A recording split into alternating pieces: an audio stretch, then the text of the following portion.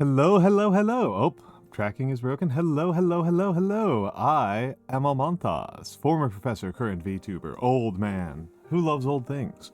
And today I am here. Today I am here. Yes, hello, Turi, fellow old man, fellow haver of the old, fellow partaker of things that are old. Hello, hello, hello. How are you doing, Turi? How are you doing, Turi? Turi's pretty cool. Mostly a Final Fantasy streamer. I don't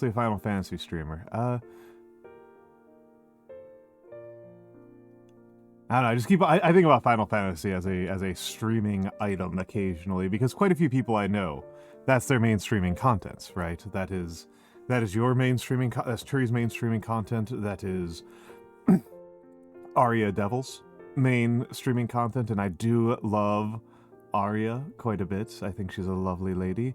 DK Diamantes does it quite a bit. My friend Inari does it quite a bit, and she's a delight.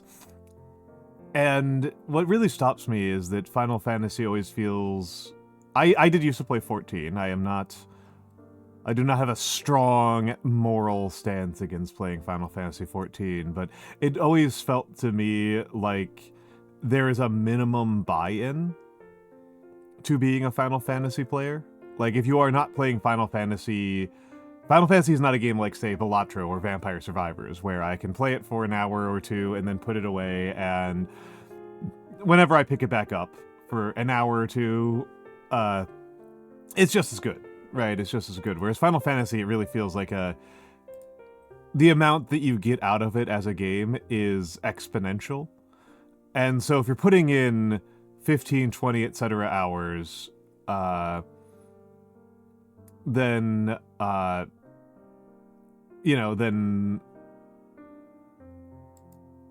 that's one thing. But if you are putting in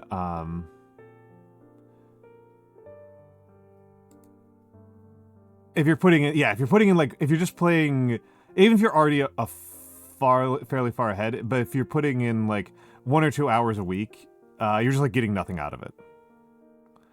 You'll just know. Hello, Director Nemo. Hold on, I gotta give Nemo the shout out. It's been a minute since I've seen Nemo. Nemo is a fellow sociologist by training. And you were playing disco. And hello, Norvijim. Hello, Norvijim. Oh, eye tracking is a pain in the neck for me. I talk about this with some frequency, but you know, I'm taking off my... I get decent eye tracking if I have my glasses off. Like this, right? Like, my eye tracking isn't that bad. You know, you can see it, but if I put my I can't see anything. And then if I put my glasses in, my eye tracking kind of falls apart. It's kind of annoying. A pilgrimage to the southern country. The southern country. I'm assuming by the southern country you simply mean the southern United States, not... Or do you mean the United States? I forget, are you Canadian? I forget. But if you by the southern country mean Argentina or South Africa, I'd be pretty amused. Or Australia. The country, Australia. Yes, there we go. That's cute. That was cute. Australia, Austral, means south, folks. For people who may not be familiar with this. Australopithecines, the people of the south. What are you educated in again? Sociology. I actually have a lot of education. I have degrees in sociology, chemistry, history, and anthropology. Don't do that. Sociology is the only thing that I guess I did teach some anthropology courses, but mostly I taught sociology when I was a college teacher. I taught sociology as a college professor, so that's my main claim. I did teach other subjects in other contexts, but sociology is the one that I've got any sort of like actual real claim on. Yeah. Australia has space kangaroos, and they've got non-space kangaroos. The non-space kangaroos are the ones that get you. The thing that amuses me about Australia so much is for all of the famousness of the danger of Australian wildlife, relatively low fatality rate. Australis. Oh, there we go. There we go. I thought you just misspelled Australia. I apologize. I apologize. How dare you? My grandfather fought in the Emo Wars. Not very many Australians died in the Emo Wars. Emus and kangaroos are potentially very deadly, but they don't really kill that many people. The dangerous animals in Australia are the least surprising answer, humans, and horses. Horses get humans killed a lot in Australia. But very few spider deaths in particular. Yeah, I can't wait for the Emo War. Can't wait for the Emo War.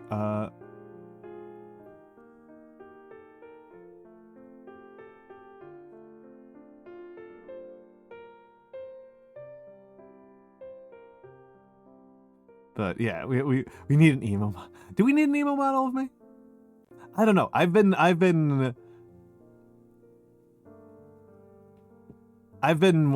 wondering about the about doing some more goofy models for myself, and the sock's really hard to top.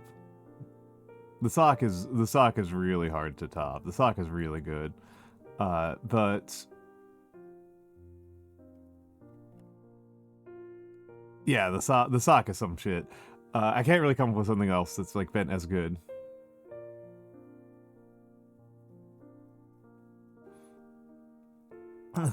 Hello, Humter. Hello, Humter. I didn't get in hellos at all. I'm jumping the gun very early on the hellos. I'm jumping the gun very, very early for the hellos. So obviously, hello to Seribot. Hello to me. Hello, Kairu Kailovsky. Hello, Karatsun. Hello, Turi. Hello, Director Nemo. Hello, Norvi Jim. Hello, iPop. Hello, Just Some Goblins. Hello, Hoomter. Hello, Gringotts, Underwriter. Yes. It is good to see you. It is good to see you all. And hello, Momo. Hello, Momo. Jet black hair, Blink 180, Blink 183. When they get the extra blink? When did the extra blink happen?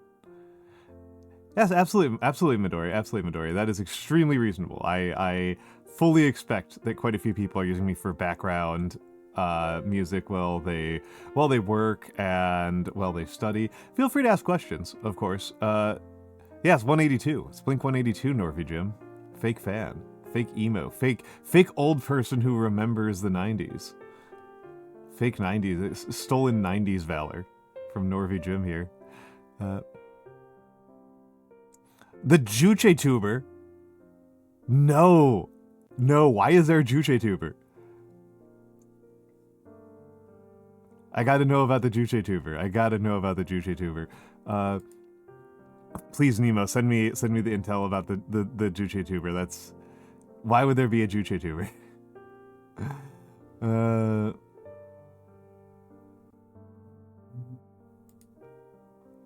What is Juche? Okay, Juche, I may be pronouncing it incorrectly because I do not speak Korean. Juche is a political philosophical concept in North Korean governance.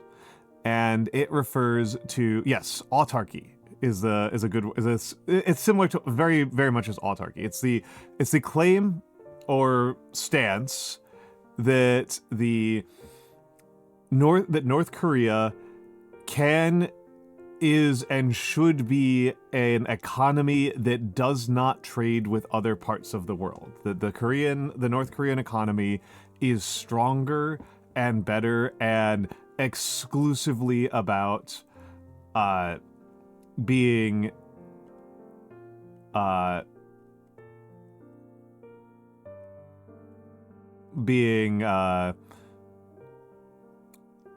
itself. Yeah. Autarky is the concept of full and total self-reliance. Juche is the specifically North Korean version of it. It is exclusionarily isolationist, Terry. It is exclusively and radically isolationist. Autarky is a interesting political concept for people who may be unfamiliar with it and haven't ever looked into the economics and practice of it. It has a long history. a lot of political... What's the word I'm looking for here? A lot of political leaders have, at various points, promoted the idea of autarky to some extent or another. The track record of deliberately, explicitly autarkist policies is usually pretty poor. Can our isolation have one Dutch port as a treat? Turi is referring to, if people are not familiar with this, this is what happened in Japan during the Tokugawa era. For several hundred years, Japan had a very severe form of isolationism where there was one Dutch treaty port, and that was the only form of trade allowed with foreign countries, was with the Dutch, and I think some Portuguese traders were occasionally allowed in. There were some rules about it that changed a little bit over time. Yeah, Sakoko. Yeah. And with the Nanban, the Southern Barbarian.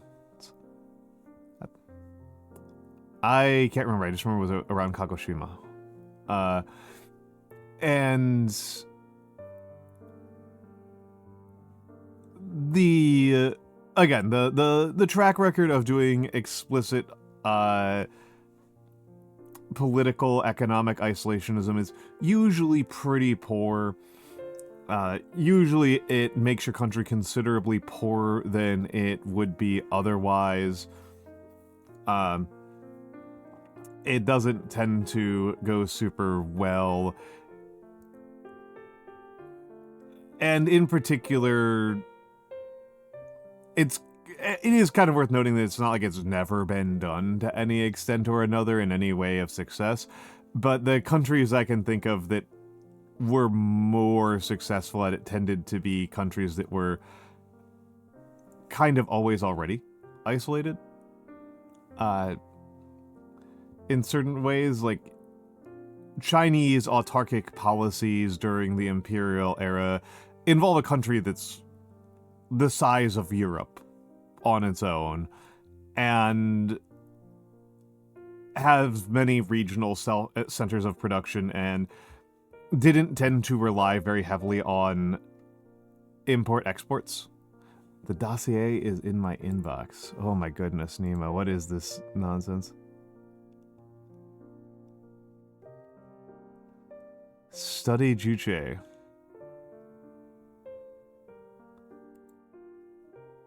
Oh my god. Okay, wow. Okay, holy crap. Holy crap. I'm sorry. Nemo, what Nemo dropped in the dossier in this dossier I have to show. This is insane. This is crazy. Holy crap. This is where I get my free college course. That's fair.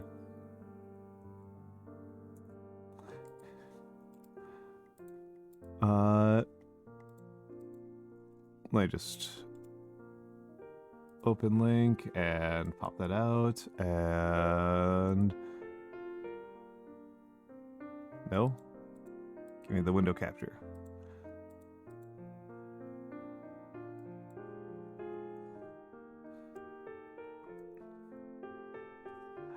Insanity. Yeah. Study Juche is a VTuber who was just reading foundational texts of North Korea. I believe Juche is the most advanced and applicable form of scientific socialism. And here is Pipkin Pippa asking for a collab. I guess I gotta get more insane. I guess I have to get more unhinged on if I want to make it as a VTuber. I guess this is how you make it as a VTuber. Is I was planning on my next lecture being about something actually interesting and cool in Bronze Age gender, but I guess I should do something stupid, like Posadism. I guess I should become a Posadist VTuber. Maybe that's the ticket forward. Maybe that's the future, is Posadism VTuber. Well, I guess it's actually only a matter of time before we get, like, the neoliberalism VTuber. Yeah, the only correct ideology. Facadism. I should fill in people. I should be being somewhat educational about this while I make my shit posts, my live shit posts. Facadism is it's a Trotsky ideology, right? Posadist was a trot, right?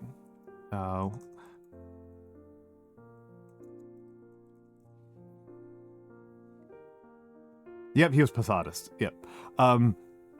So Juan Posadas was a Trotskyite, which was a type of Marxist-Leninist, and he kind of we have multiple fascist VTubers, Hunter. Let's be realistic about where we're at in this world.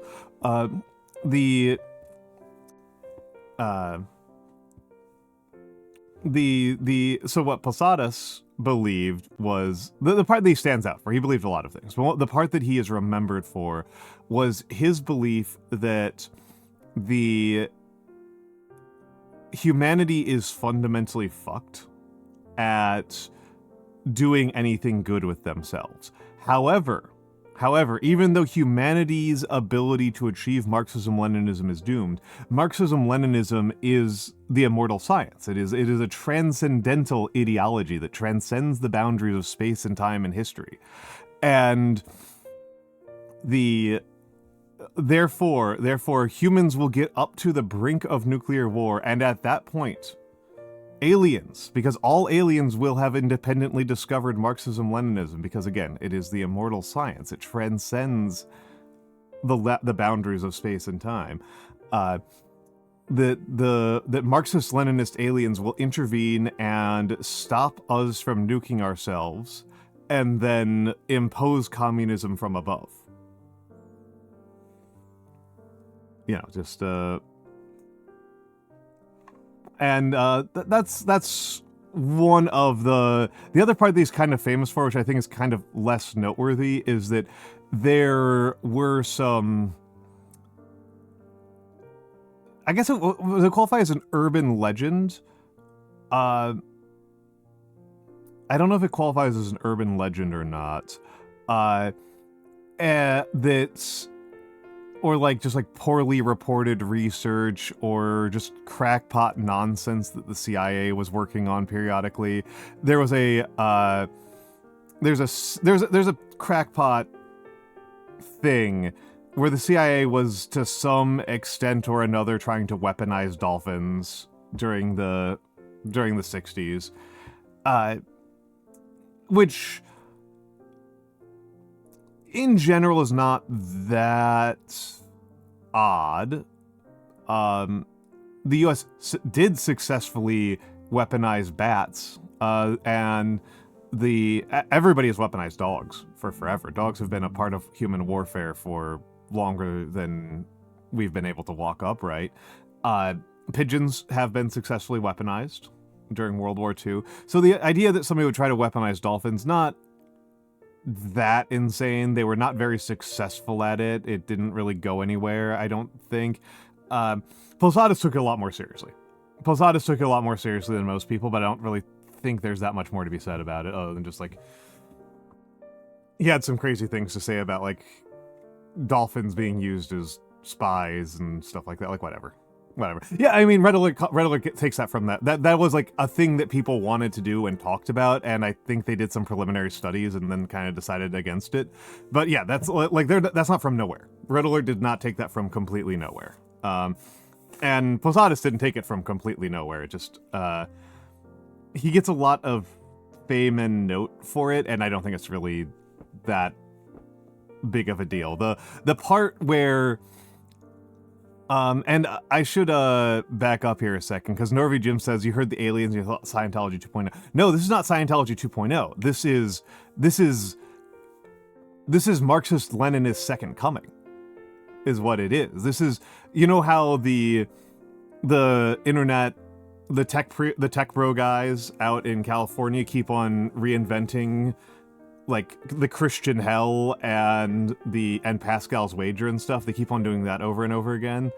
They keep on reinventing, like, really simple theological thought experiments by trying to do game theory poorly. Yeah, but Posadis wound up using Marxism-Leninism to reinvent the second coming of Christ. Right? Like, that's what he did. It's the second coming of Christ. But Marxist-Leninist. Yeah, which,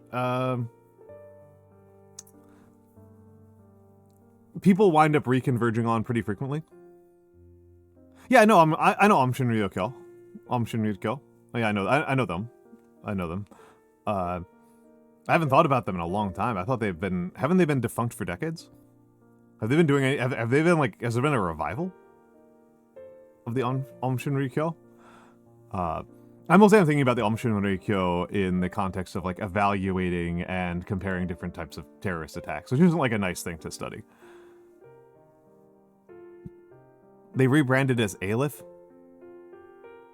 You hear they detonated a nuke? I have not heard that, and I'm going to be honest. I don't want to be mean about this tech priest, but I'm immediately like skeptical. I'm like immediately skeptical. That's a challenging thing to do. That's a challenging thing to do. That is not a.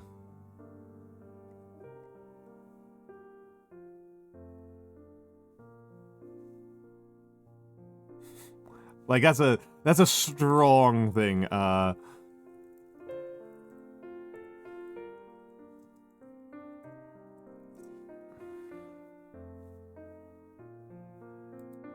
Oh, they've got a website. Nice. They've got a website.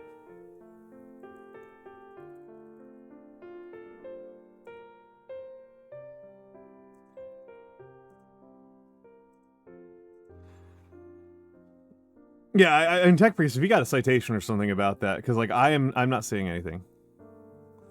They supposedly. Oh, okay. There's an urban legend that they used nukes. Okay. That makes more sense to me. Because I was like, that doesn't sound right to me. That sounds unlikely. Is the phrase I would use. That sounds unlikely to me, because it's hard to make nukes. It's hard to make nukes.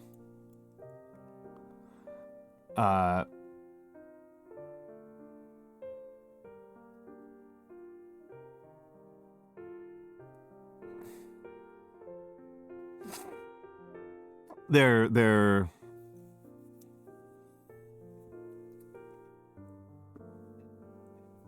tricky.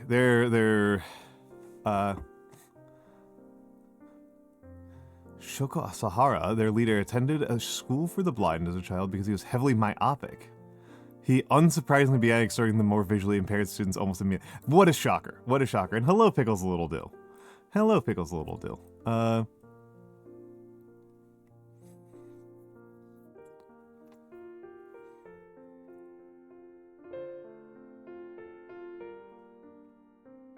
Banjwar Station is a remote cattle station in Western Australia. It does not seem to have a population, it's just an area that is 1 million acres.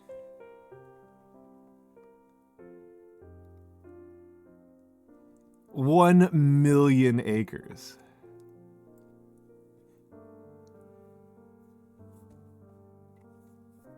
That is,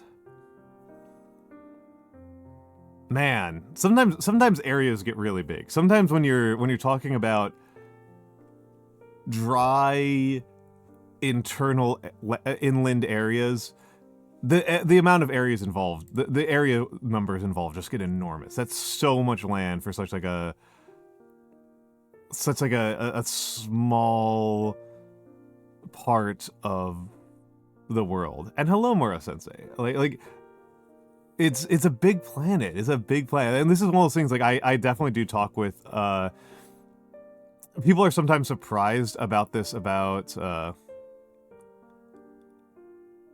Is a corporate entity. Okay, they're in Australia. I had been wondering about that. I had been wondering what they mean by like a cattle station. I was like, so they're talking about just like some kind of land.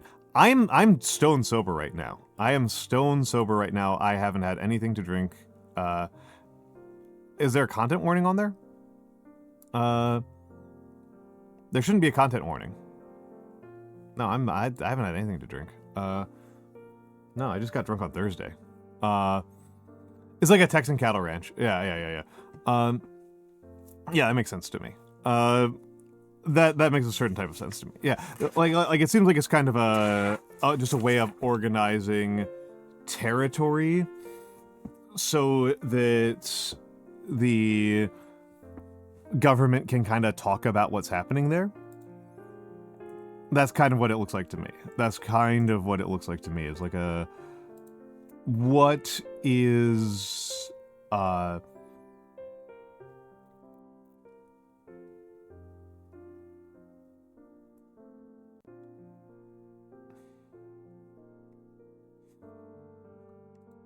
What is the like what are these things? What is it doing? Was kind of what I was kind of stuck on. But yeah, so it's like an administrative zone that is leased out by the government to basically do cattle ranching. But yeah, the actual I live in the US, right? I live in the US, which is a formally speaking very big country. And I'm going small. Hold on. I see what happened there. There's a bug. I will fix that. I will fix that in a moment.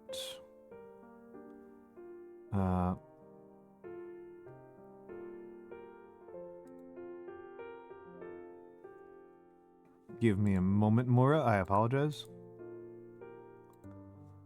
Oh, I see what happened here. That's a really dumb bug to have.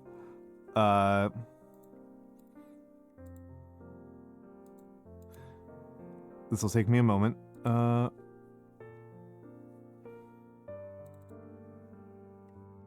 Okay, that's what it was.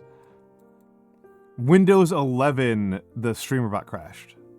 Not the Streamerbot, the folders. The folder system crashed. So I'm just launching Streamerbot. Again. Connecting. That's good enough. Okay, I will, so short. Where is short?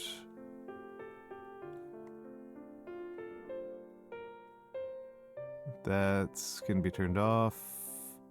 Small Monthos. Test. There we go. We're good. We're good. No, it was just Windows Explorer. It was just Windows Explorer being stupid. It was just Windows Explorer being very silly.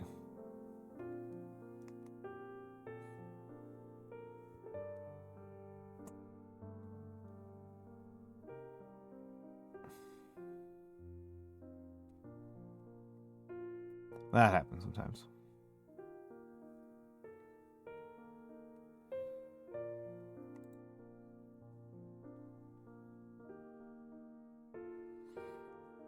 That happens. But yeah, I'm just kind of often in awe of this. Like, the US's population density is, despite the fact that the US is one of the largest countries on the planet, population-wise, we actually have a pretty low population density. And if you come here as a tourist, you will go to places that are, like, good for doing tourism in. You know, you'll go to Austin, and Los Angeles, and Asheville, and Portland, and Orlando. You know, you go to places that, like, have cool things to do and look at and see, and you don't go to, like, you don't really see that when, well, Humter, there's quite a lot of that. If you, we do have quite a few areas that have very low light pollution. I don't know about zero, but you can go to some places that have very, very low light pollution. One of the things that I really remember when I was living outside of the US was that you would go... I remember going places, and if you just walked along a road for a few kilometers, you would always hit another town. You would just always hit another town if you just walked a couple of miles. And like I have lived areas of the country of the US where that's just not true. That's just absolutely not true in like large parts of the US. Like I definitely remember parts of the US that I have been to where if you walked if you just started walking, you would die before you hit the next town, right? It could be like weeks before you hit the next town of walking. Because they're just like not designed that way. And a lot of this just kind of comes down to the fact that the US, very basic history lesson, folks. Very basic lesson about the US that is, I don't know, Tech Priest, where is here? Because this is not common in most of the old world. In like South Asia, Southeast Asia, East Asia, and Western Europe and Southern Europe, it's not common. Areas that have long-term continuous inhabitation going back to pre-industrial agriculture, this will not tend to happen. In Australia, yeah. No, this is the thing that Australia does not have centuries of low productivity agriculture as its norm. That's kind of the thing that makes it not happen, is that if you're in like Western Europe or Southern Europe or like South or Eastern Asia, people, right, have been living there as farmers for hundreds, if not thousands of years in like pretty much everywhere. And so if there's a road somewhere, it's a road because there's another town. And once you get to the point where it's inconvenient to walk between two locations, people just make another town. And that just happens continuously because you're not going to leave decent agricultural land unexploited. But because the US, because of that whole total destruction of everybody thing that happened about 200, 300 years ago, because of that element, where just functionally everybody died on two continents, and then you get the Native American, the apocalypse, the Native American genocide almost undersells it, right? But because of that part where everybody died and then it got re-inhabited by more or less industrialized people, then yeah, like there's just a lot of space where once you're doing fresh agrarianism but with industrial scale equipment, you don't just create cities like that. You don't just create like a tiny little town every 2 kilometers, because that's an output of like, if there is farmland, people are going to farm there. But if their tools are like walking there and pulling plows by hand, then they will make settlements everywhere. But if they don't do that, they won't do that, right? And so it's an interesting thing to notice. I don't know. I thought it was really interesting when I was living outside of the US that it was just like being a real solution to having a problem. Like being out in the wilderness and then you have a problem is you just find a road and walk randomly and you will find people. And that's just like, again, like a thing I could not count on as an American. In the Americas, that is not a thing you can count on. That is not a safe thing.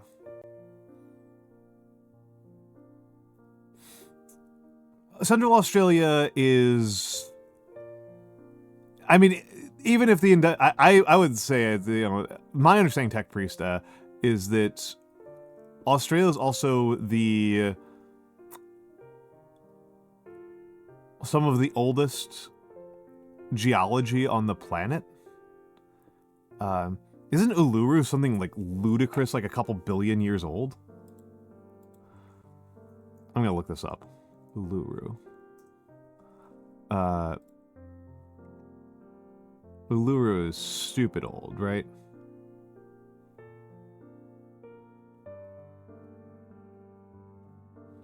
No, that's like the actual history. 550 million years old. That's pretty old. That's pretty freaking old.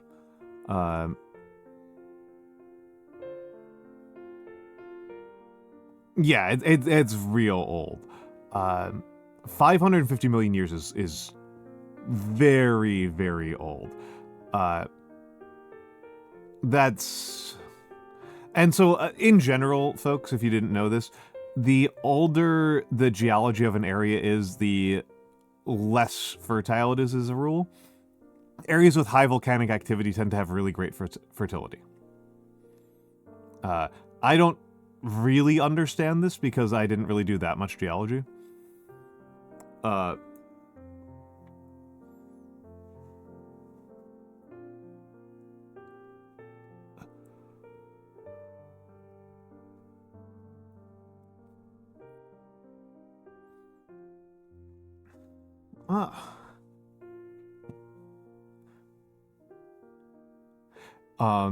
And so it's a genuinely, so like the fact that Australia is like in general incredibly geologically old. Australia has terrible soil in general. Australia is very, very dry. Yeah, and I'll tech briefly. So I don't quite know the process by which it becomes depleted and not redeposited. That was also the other part of that question, was like, I understand that when volcanic eruptions happen, they pull up soil, they pull up a lot of chemicals that are less common on the surface, but I kind of forgot, like what's the logic behind, like, deposition and erosion that causes it, like, deposition and erosion to selectively reduce things that plants crave? That's the part that I'm kind of like, how do I don't really remember this very well. Like, I don't really super remember that part very well. Maybe, is it like salt's heavier and they don't get picked up as much or something like that? But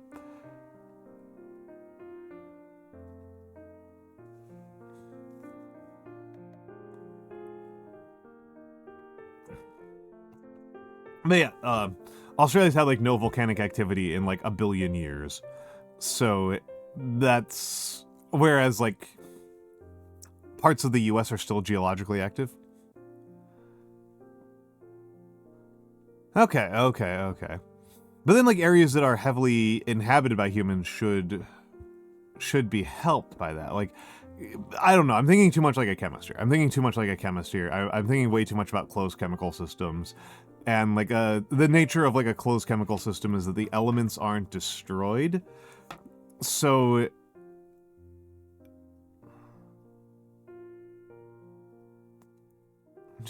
I'm getting trapped on thinking about stupid chemistry bullshit when I'm not really that good at chemistry.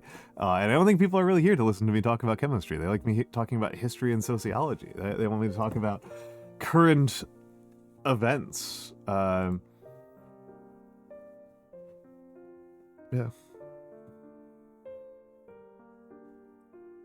Due to its sheer size and relatively small population, Australia actually has the second highest amount of arable land per capita. That's a very funny mathematical relationship, Nemo. That is a very, very funny mathematical relationship. I like that. I really like that. I really like that. I mean, the big current chemistry event, which has been going on for a few decades, that I think is really fascinating, is that in the US, the chemicals industry has traditionally devoted about 50% of their campaign finances to each of our major parties. Each of the major parties, up until the mid-2000s, the US chemical companies like Dow Industrial and DuPont, which I think is strictly speaking not in the US, Novartis, these kind of companies tended to split their campaign contributions evenly off of the pretty reasonable, to me, logic of, you know, you don't know who's going to be in office, you may as well get favors from everybody. But starting in the mid-2000s, the chemicals industry started contributing disproportionately to the Democrats over the Republicans, because the Republicans had made just generalized anti-science a part of their whole shtick. And that sucks, right? For most of us. And it's an interesting consequence of how those industries work, right? We also don't have many arterial rivers to replenish soil from other sources. This is true. This is true. Again, Australia is a famously dry country. I don't know if it's the driest country, but it's famously dry. It is a famously dry country. I always forget what the driest ones are. There's all these weird ones to this kind of thing. Like a half chance that the driest country is like a... I mean, I would assume it'd be somewhere inland. Like, Saudi Arabia is not a bad choice. I would think that something like there's a really... I would think like something like Kazakhstan would stand a really good chance. Yeah, Mongolia is a good one. I would have assumed Central Asia or Central Africa. You know, Chad, South Sudan. That would be kind of my assumption. Namibia is not a bad choice. Namibia is a very, very dry country. But I think Namibia actually has more... And I mean, I've realized I've created a problem for myself, because I'm thinking about dryness in terms of agricultural availability, but rainfall and water availability are not the same thing. Like, Egypt has like no rainfall, but Egypt very famously is one of the historically most agriculturally successful areas on the planet on account of that whole Nile River thing.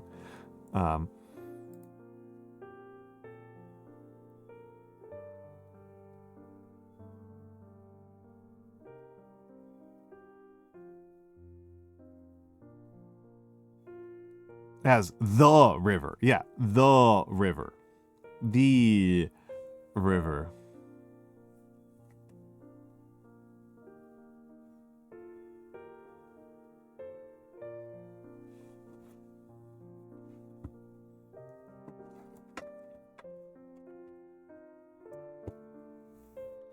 Yeah, no, it's Tech Priest. This is something that I was reading about recently, because I am... that I was thinking about, I should say, recently, that because I'm such a nerd about this, that the difference in how the Tigris and Euphrates work versus the Nile is genuinely interesting. It's genuinely interesting to compare those two environments, where the Nile is pretty predictable and pretty reliable, and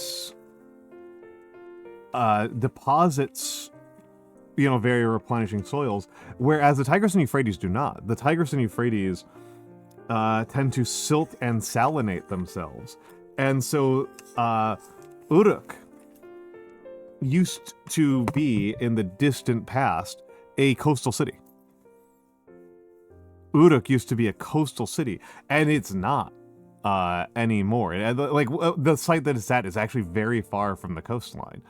It very inconveniently far from the coastline. It was functionally a port when it was founded. And so this is like where the miserable, horrible hydraulic despotism hypothesis comes from, is from the hypothesis that the thing that stands out about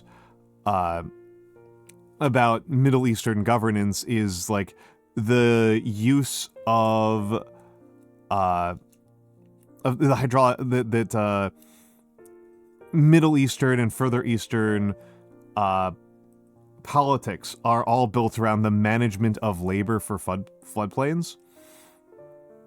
And this is a pretty miserable hypothesis, but it is interesting, like, how important the management of levees were for the Tigris and Euphrates, which are far more unpredictable rivers, and require a lot more work than the Nile to get to work. And of course, can be worked more than the Nile. Like, if you try to divert the Nile in the way that Sumerians diverted and redirected the Tigris and Euphrates, it doesn't work. Nile too strong. Nile too strong. You will try to build berms and levees, and you will just fail. You will simply fail. Civilization breathes life by the whims and flows of rivers. Yeah. I mean, if you're in an area where rivers are outrageously valuable. I know some things about the Indus River. I don't know a lot about the Indus River civilization, if that's what you're asking, because the Indus River civilization, this may be different now, but when I was studying things more, the Indus River language was... We just lacked literary sources. We just lacked literary sources.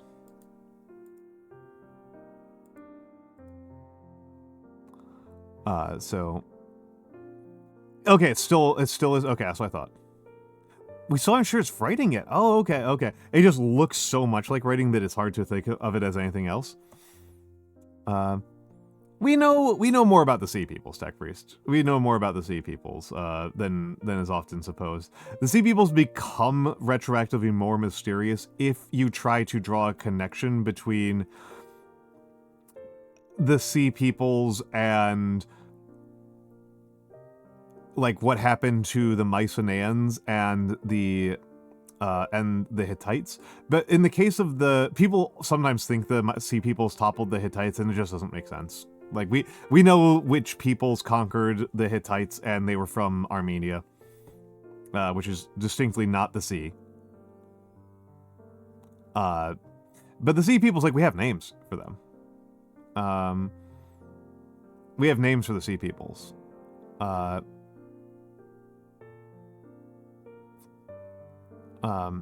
That's, I mean, I guess if you want to know more about the Sea Peoples, it's like, we know what their names were, we have some artistic representations of the Sea Peoples, we know that they were a non-state people who created an alliance with each other, and that devastated the Levant region and threatened Egypt, but were defeated by the Ramessids, which, you know, Ramessid dynasties, pretty good at warfare.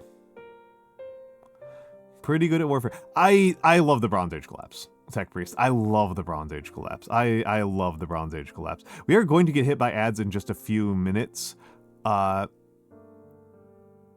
Sea Peoples just assumed to be various nomadic peoples just swept through. That's, whether or not they were nomadic is kind of an open question. We know that they were not common to the region. That they were not an established group of people. They could have been non-nomadic migratory people, because that is the thing that needs to be kept in mind. Nomadic implies that migration is a normal part of the life course, and there are migrations of non-nomadic peoples. The Goths were not nomads, for example. The Goths and the Vandals were migratory, but when they settled in places, they farmed.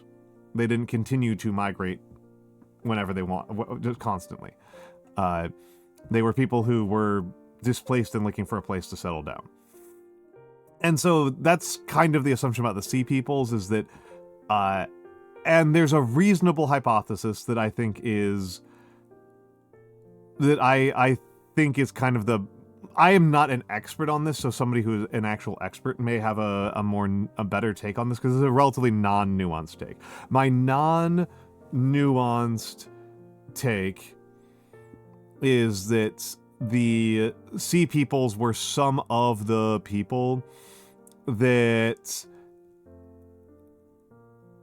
were some of the non-literate peoples of the Bronze Age, because like the Bronze Age, the literate peoples of the Bronze Age that we talk about, the Hurrians, the Mycenaeans, the Minoans, those peoples were a small minority of the total peoples who lived in the Eastern Bronze Age.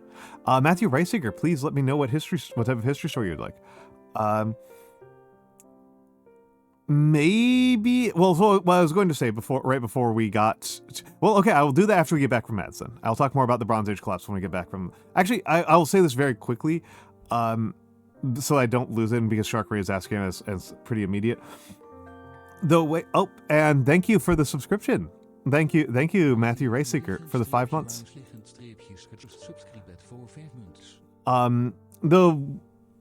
The Mycenaean collapse was. We're pretty confident we know why the Mycenaean civilization collapsed, and it was earthquakes. Like it looks pretty likely that the Mycenaeans imploded because of they got hit by some extraordinarily bad earthquakes that destroyed the things that kept their civilization together, notably the palace and bureaucratic infrastructures. Anyway, we are getting hit by ads. I will be back in a few moments. Enjoy the fan art.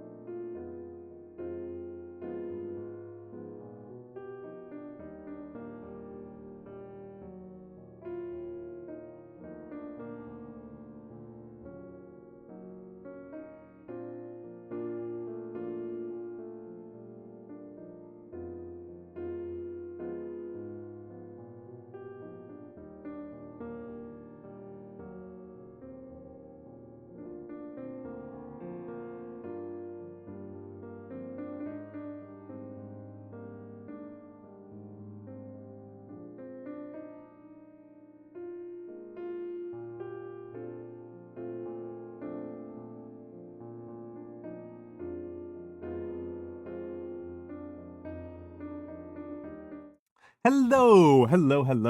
I feel like it's time to get some calligraphy in. Hold on, I missed some things in chat while I was in the restroom. I was in the rivals match. R.I.P. Found it interesting that the Egyptians had no idea where the Nile came from. True. They didn't know about Lake Victoria, and they didn't know about the annual floods. Yes. The Nile, from their perspective, came from upper of the Kushite lands, and it was just far away, right? It was just far away. And yeah, the Mycenaean, I don't know anything about Mycenaean religion. You could tell me functionally anything about the Mycenaean religious beliefs, and I would probably believe you. Like, I know nothing. Like, I think the only thing that you could tell me that I wouldn't believe would be like, oh yeah, they definitely worshipped the Vedic religion. If you told me that, I'd be like, okay, I know you're lying. I would know that you were lying if you told me that. And the reason why I would know that is that there was a Bronze Age civ that did that in the Eastern Med, and that was the Mitanni. And it's a very weird thing that the Mitanni did that. It's a very, very weird thing that the Mitanni did that. I'm trying out a slightly different pen nib this time. But I am still trying out dips. I'm still on my dip life. I'm still dip experimenting. It's painful to realize we barely know anything, but it's amazing we know anything at all. Yeah, I think about this a lot, Tech Priest. I think about this a lot, Tech Priest. That's kind of where I land at on this stuff. Is like it's a miracle we know anything.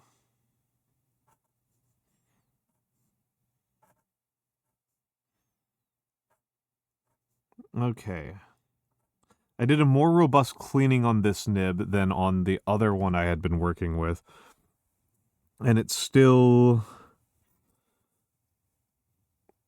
not quite behaving the way I would like.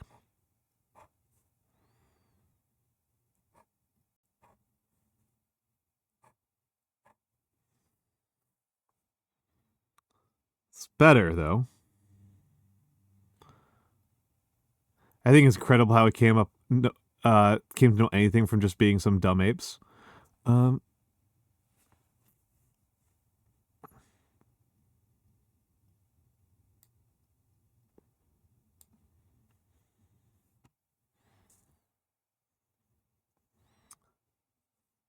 Yeah, and I was actually going to say this because it's something that I think is kind of interesting. There's something I was thinking about while I was up in the bathroom. That oftentimes there's a bit of a norm I've heard that Bronze Age societies were exceptionally autocratic and dictatorial and centralized. And the more I think about it, the less I believe that.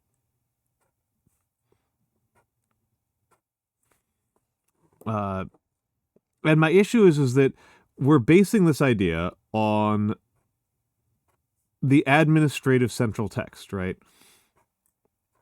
We're going, oh, because of these things that priests who ran sweatshops said, that means the entire society was sweatshops. Which is a little bit like if the only people who wrote things down in U.S. history were casino operators, you'd be like, wow, these casinos run everything. And part of what was like a strange small epiphany for me on this was realizing that we have so little military theory from the Bronze Age, despite the fact that, like, but more in Egypt than in other parts of these societies, but still true in quite a few of them. Like, they did warfare. They had hereditary warriors. It's just those hereditary warriors didn't write things down.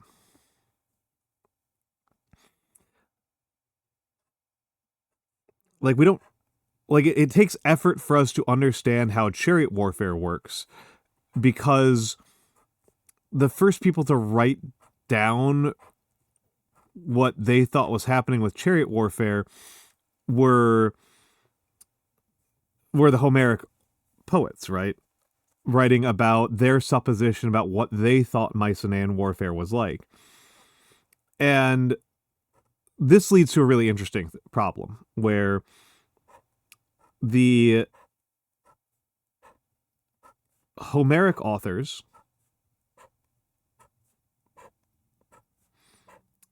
describe chariots as working like battle taxis.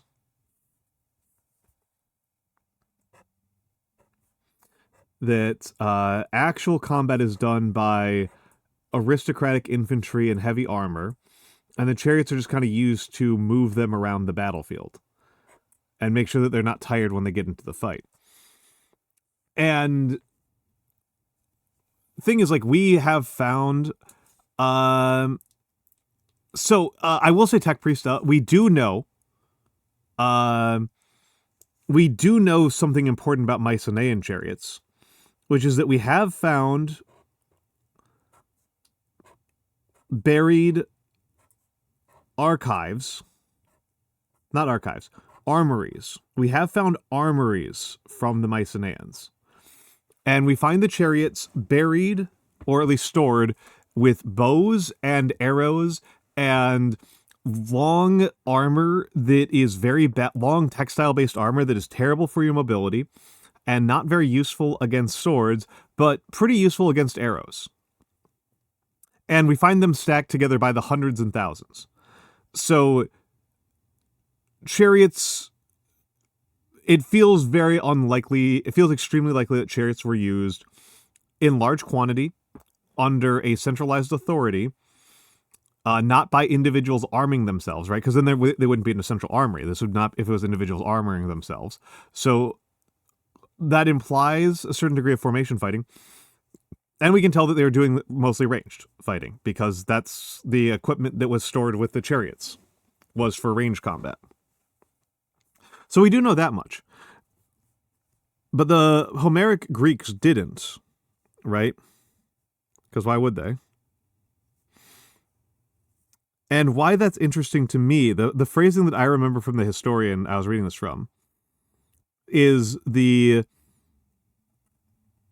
it's kind of like the way that Homer envisioned chariot warfare would be like if in Mad Max, like imagine Mad Max, right?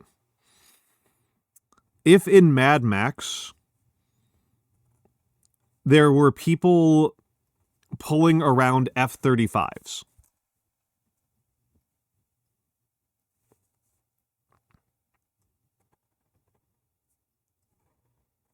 like with horses. That's kind of like how I think about it. Is like, imagine if the king was using a defunct F-35 as a chariot.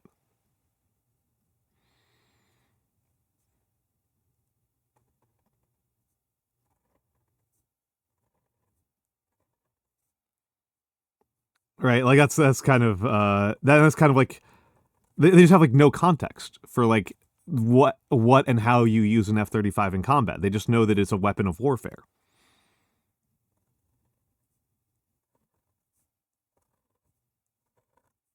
And it's a symbol of power and prestige. They don't understand the older context of it. And yeah, yes, Shark Ray. Like, there's a thing where there's a bunch of different contexts we can find weapons buried in. And so with the Mycenaeans, we are very fortunate. Like, we have not yet found this, as far as I know, for Egypt or for the Hittites or the Mitanni or the Assyrians or the Babylonians. But we have found it for the Mycenaeans. You know, these centralized repositories of hundreds of chariots with thousands of bows and arrows. Like that's a pretty unusual archaeological find. So when you find people buried with swords, that doesn't tell you all that much. And there's a context that I really like for us finding ancient materials, which is the Latene peoples. The Latenese peoples would sacrifice weapons.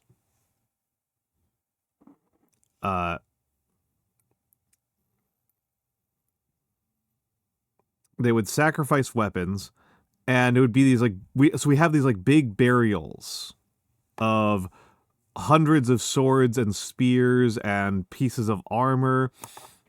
And so that tells us a lot about like how people constructed those things, but doesn't necessarily tell us anything about, one, how they use them, and two, whether or not those were even good quality.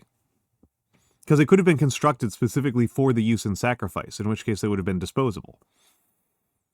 I do know the Mycenaeans used bronze panoplies of full banding bronze plates and shield. Yes. Yeah, no, it's true. And Director Nemo is correct in pointing out that you should never assume swords when spears and bows are around. Yeah, swords have a really distinct advantage over spears as a weapon of warfare. And that distinction is that the sword looks way cool and is much more likely to survive combat than your spear is.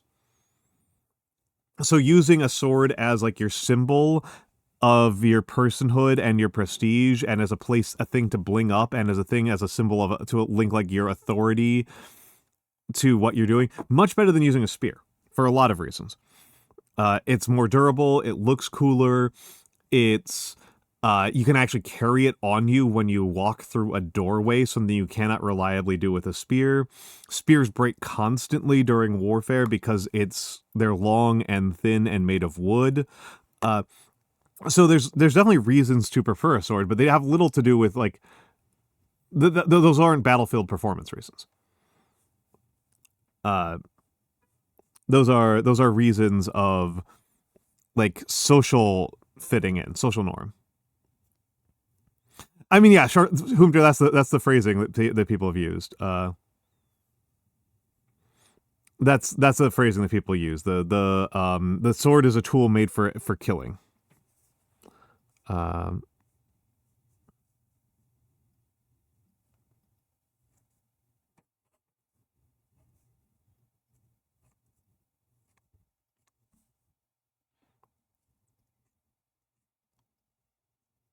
I am not feeling super good about this nib right now. Something's wrong with my hands. I'm wondering if I'm just not used to it. This looks awful.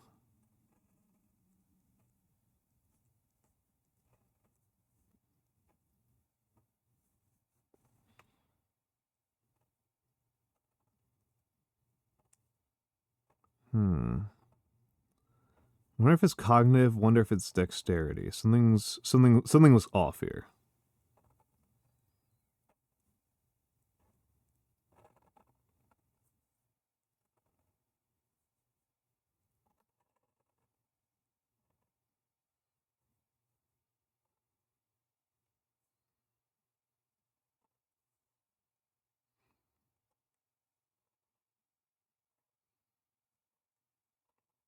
Something is off here.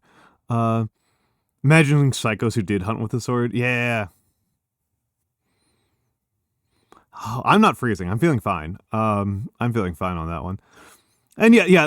So in Japan, it's like we have this image of the samurai sword, right? This shorthand of the samurai sword. And it's a very important cultural shorthand that we have for understanding the professional warrior caste. I shouldn't say professional. The warrior caste of Japan is very much in terms of the katana. And that has to do with how the katana was used as a badge of office during peacetime, which is really how Westerners encountered samurai, was during a period when warfare inside Japan was very rare.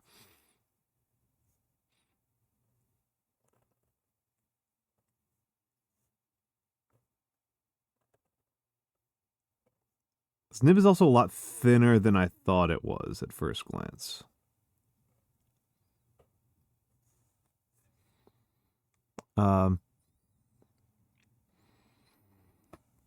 So, and Shark Ray, this, hold on a second. I should, modern Chinese word for gun is just a reused word meaning spear. Director Nemo, if you have access to a Chinese IME, could you put the Hansa in? Because I didn't know that. I thought the Hansa for gun was something different. I thought the Hansa for gun was, hold on, let's see if I can do it. I thought the kanji for gun. This is a kanji, which is different. This is the kanji for gun is, that's the kanji for gun, and the Hansa for gun I thought was something like, it's more like storehouse. I thought it was, I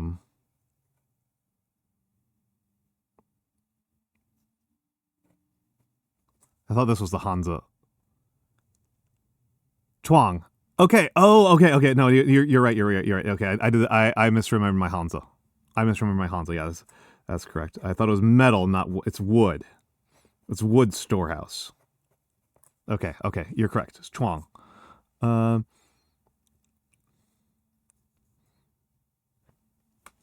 Okay. Cool. Thank you for that. And yeah, so this is one of those things that video games will mislead you about, is the idea that spears are a really simple thing to talk about. A spear is basically just any weapon where the haft is like the height of a person or longer.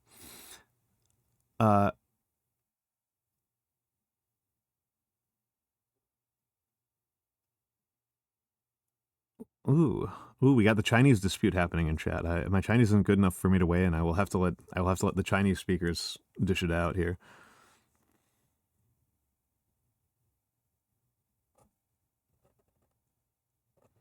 Already literally made a mistake in Chinese on stream, so.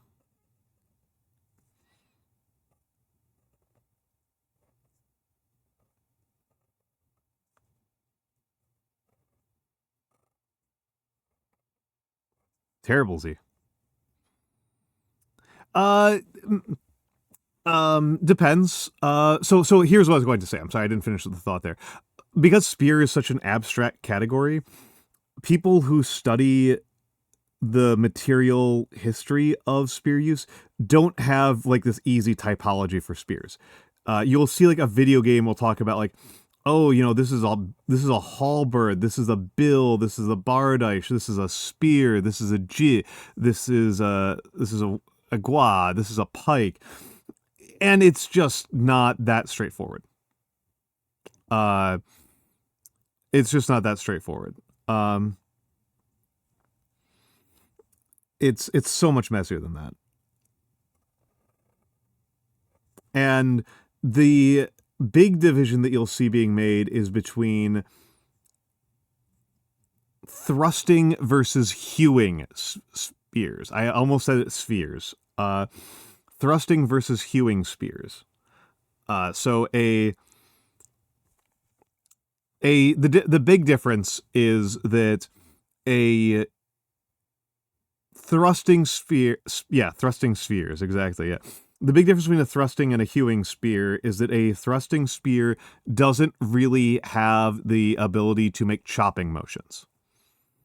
The business end of it is all forward, and there's no side-to-side options with it. That's about it. Oh yeah, no, Tech Priest. It's incredibly confusing typology. Swords are way more straightforward, and there's still like hundreds of types of swords.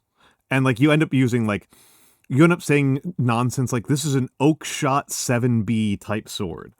You know what I'm saying? Completely insane stuff. And the spears are like a million times worse. The spear guys are incomprehensible. Yeah, there's two-handed versus one-handed. There's different types of lengths. There's different weights. There's the question of having a spear butt versus not. So the Greek dory, the Greek spear, is very famous for having a very, you've got the business end, and then the back end of it, the butt of it, is also very heavy and very sharp, which most spears do have some sort of spear butt that is also something of a weapon. But the Greek one's like really intense. The Greek one's like really intense. The Greek one is almost like a double-headed spear. Almost doing that Darth Maul stuff.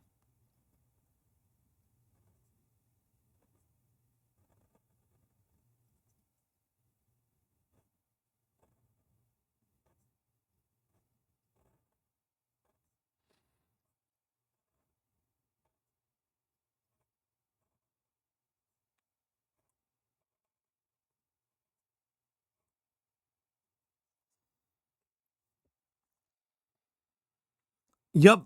No, the Chinese get is Tech Priest, I actually rather like the way that friend of the show Brett Devereaux put it, which was the Mediterranean Omni Spear, which is strictly speaking older than the Greeks. The Greeks adapted it, but everybody in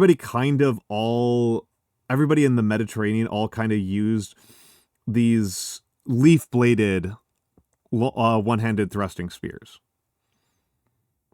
Were profoundly common throughout the Mediterranean.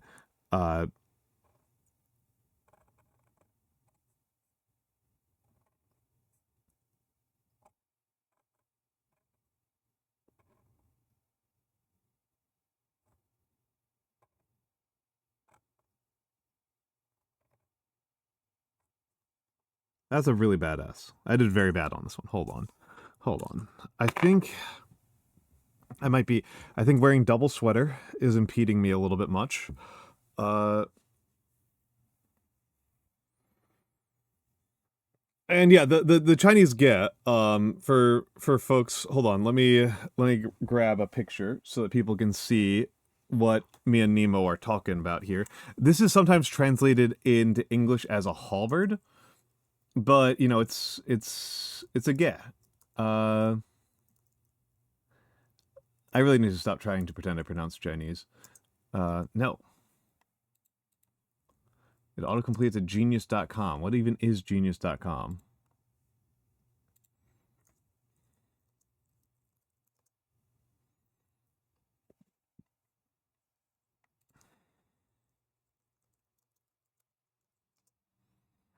Blue, I also went for a run. There was something guess, the G. Yeah, I see Dagger Axe all the time. As a translation. So here we go. Let me do the window grab. Let me turn off studio mode, so I can do the window grab without breaking anything.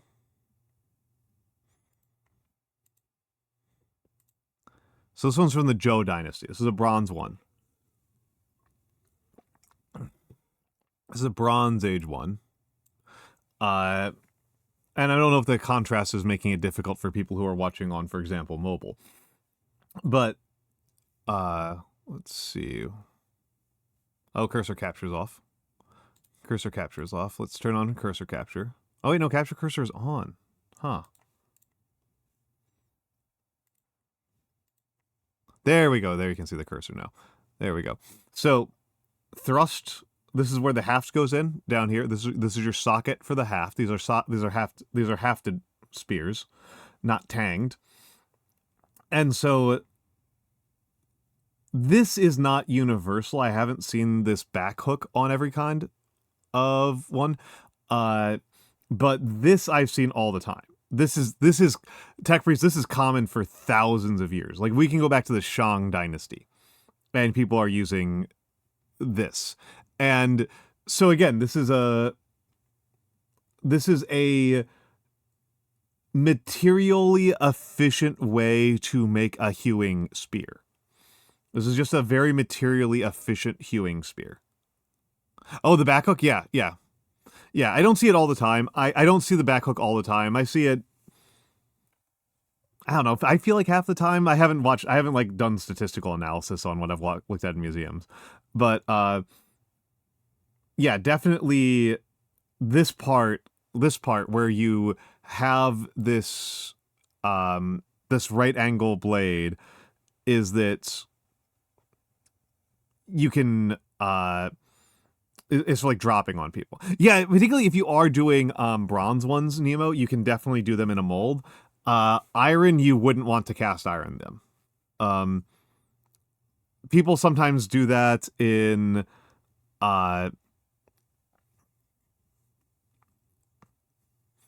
people tend to do that with like fantasy stories that they'll have like cast iron weapons. Don't cast iron your weapons. Uh, don't do it. Uh,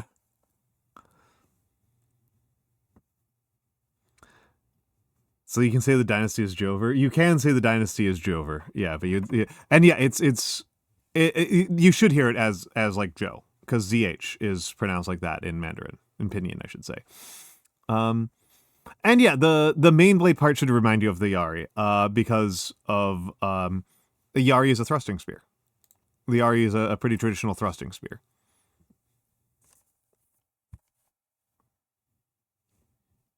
I'm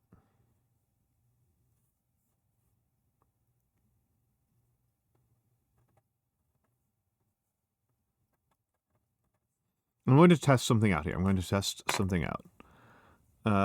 Yeah, Confucius has been molding about the death of the Zhou dynasty for forever.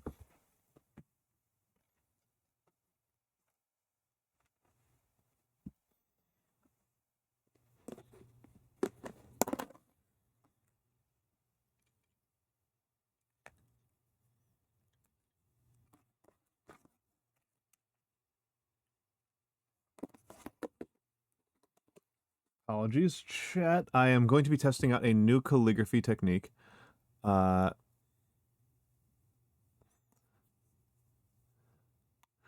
Smithing your fighting armor. I mean, that's certainly more impressive than what I'm doing right now. I'm just doing some calligraphy. Oh, and Dude Swaggy, thank you for the follow. Yeah, no, I'm the old man. I'm the old man. So I'm going to be testing out a technique that I saw somebody mention on Reddit for using dip pens, which is to not actually dip them at all. But to syringe in some ink behind the business end of the nib.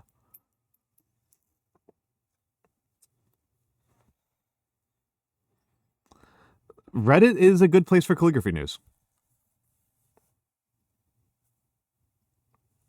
Sad but true.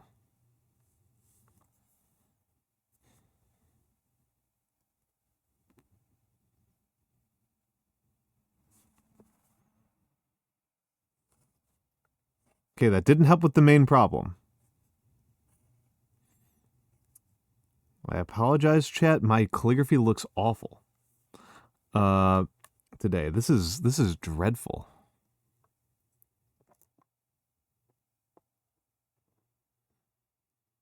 This is dreadful. But yes, yes, Dude Swaggy. When I went to my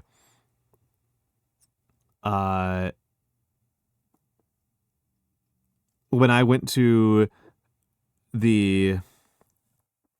my artist, I told him Uncle Iroh dressed for Knives Out.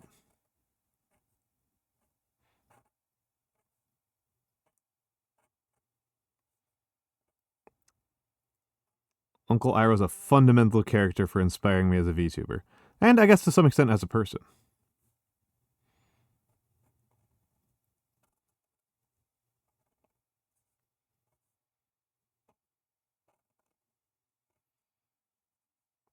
So far, I haven't had a son who tragically died because of my own command decisions.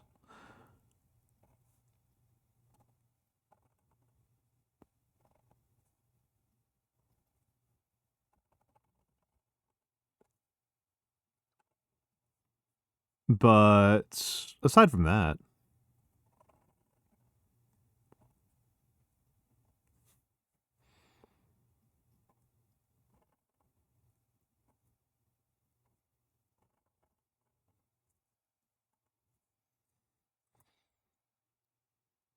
I do know the SCA. I do know the SCA. I've met some people from the SCA. I've done a little bit of LARP in my time. Yeah, yeah. Have fortunately not had that moment. Uh, have you considered investing in a dead son for character development? Not particularly. I did consider investing in a dead wife for character development, for lore. And then I put out a poll on Twitter that was like, do I come across as more widowed or divorced or just never married? And everybody was like, never married. 70% never married. It's like, okay, okay.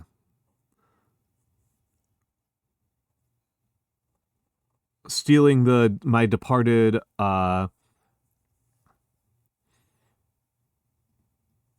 Tech Priest, you are a smith. For folks who don't have metal crafting skills, the SCA is actually kind of intimidating. Oh, that's not. I've never seen the SCA do that in the US. Uh,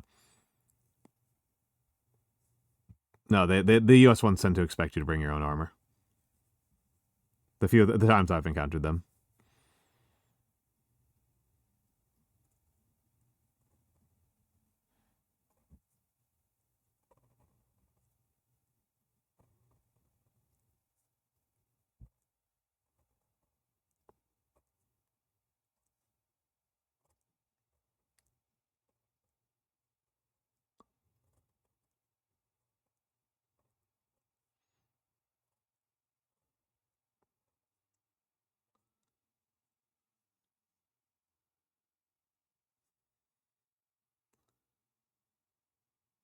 Never married, but with a passionate, ambiguous relationship in the south of France as a young man. Yeah, yeah, that's a fun one. That's a fun vibe to have.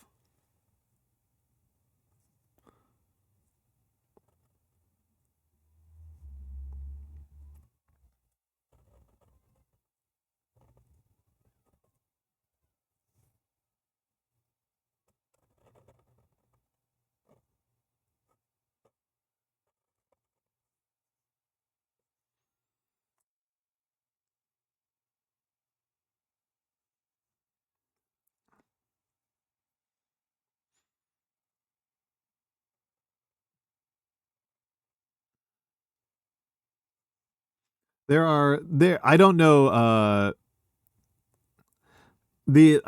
I think I know that for where I live in New York, uh, if you were interested in historical martial arts, SCA would not be the group to go to.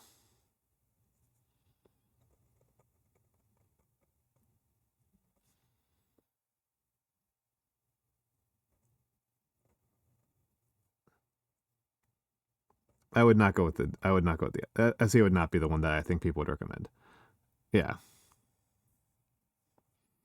Yeah, charity is considered a negative attribute in the United States. It's considered a sucker's game.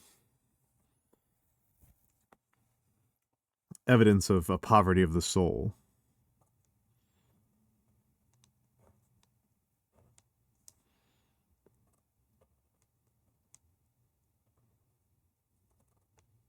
Because the U.S. is demented. Yeah, Armored Combat League does. Yep.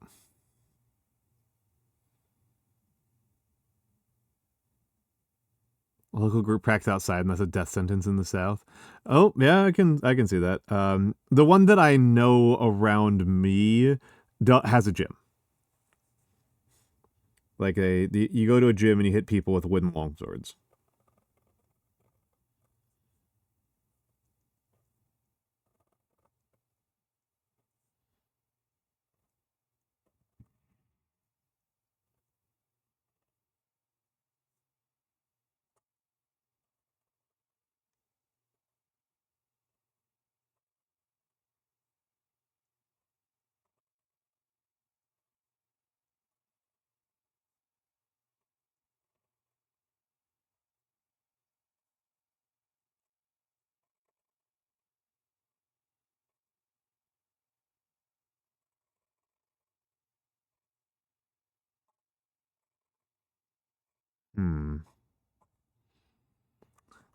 It's weird how not jukebox, how this going over to dip actually does feel so different.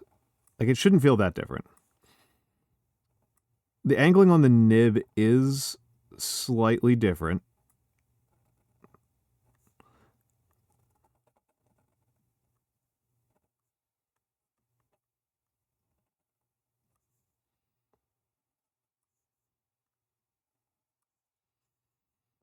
But hairlines are much harder to make.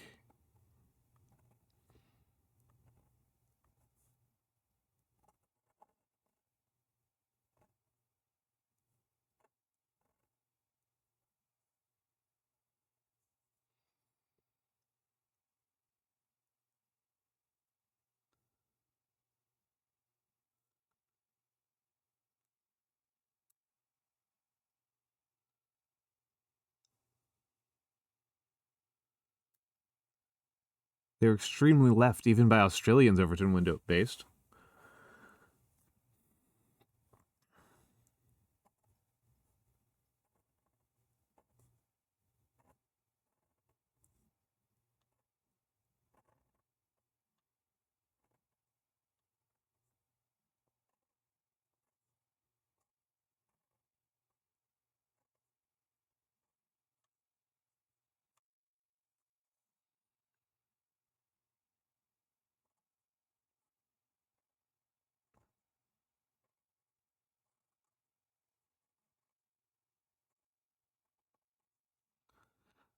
Okay, I'm going to test something out here. I'm going to switch which nib I'm working with, because this one feels too narrow for me while I'm learning a new technique. Last time I was using a huge nib. I'm going to see if I've got one that's between the two. So that's this nib. It's already starting to spread. That nib is smaller.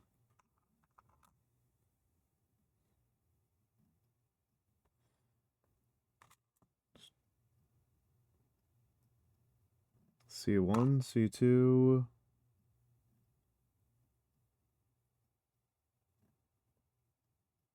Okay, this one does look like it's bigger, but not the biggest. Yeah. Well, I mean, that's Shark. So you know, in Shark Ray, that's like the whole thing, right? About doing a sort of like historical or traditional type of content, is, you know, to use the Nietzschean concepts of from the use and abuse of history. I love the use and abuse of history. To use the Nietzschean conceits,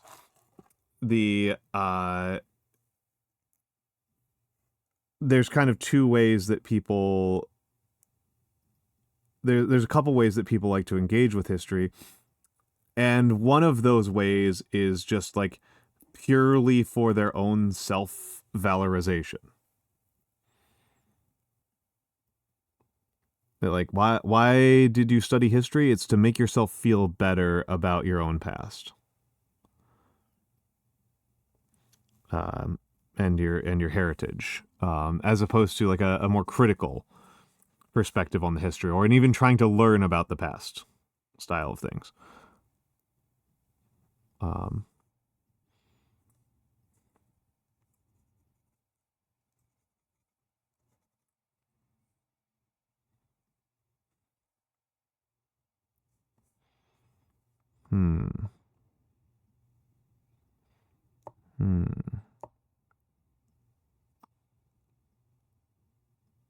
Stuff is beating like crazy. It's just like, just tap it. It's just big balls of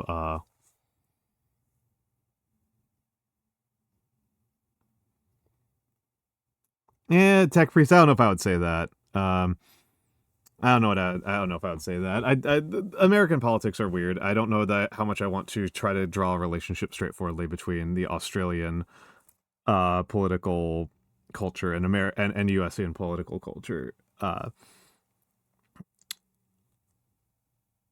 The explanations I've gotten from Australians have largely not cohered into a central picture that makes a lot of sense to me.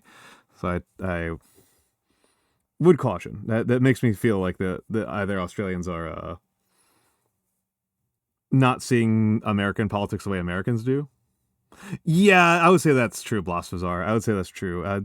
I am very left wing. I am very, very left wing. I don't feel any need to lie about this, because why would I bother lying about that? Why would I bother lying about the fact that I want people to have a nice time? Okay,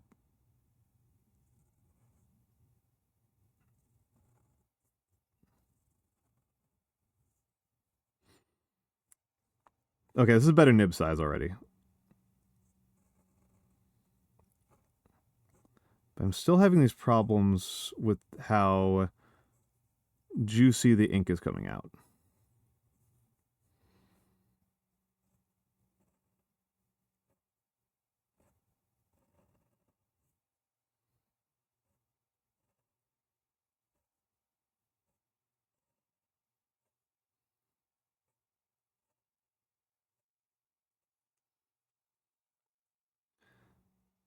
I guess I just kind of don't like this ink in general.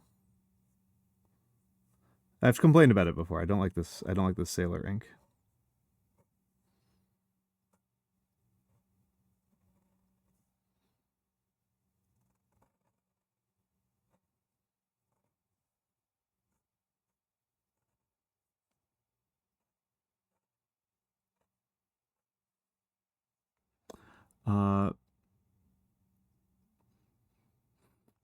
There aren't very many people where the two things are the same. I mean, you know, it's hard to get two Americans to agree about their own comprehension of what our country looks like and even what our political figures want.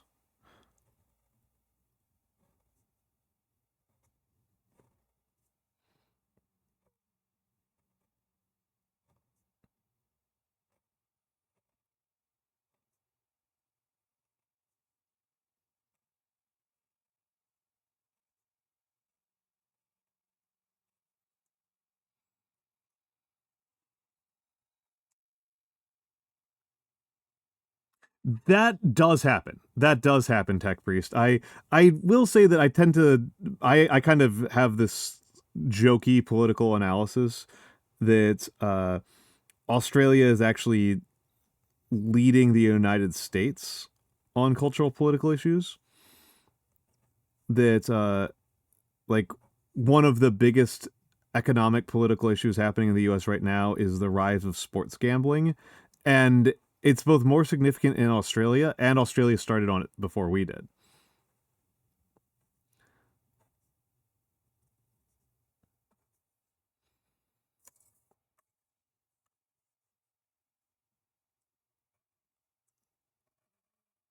So, you know, that's my one of my low risk predictions I have is that sports betting in the United States is going to catch up to Australian sports betting. Australians spend about twice as much per capita as Americans on sports betting, and I think that Americans will catch up to that number.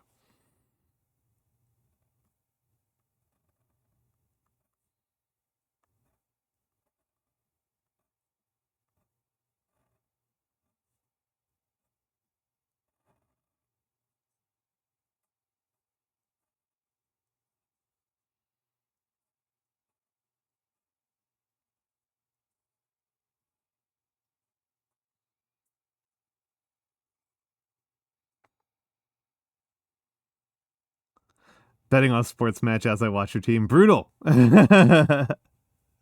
Brutal.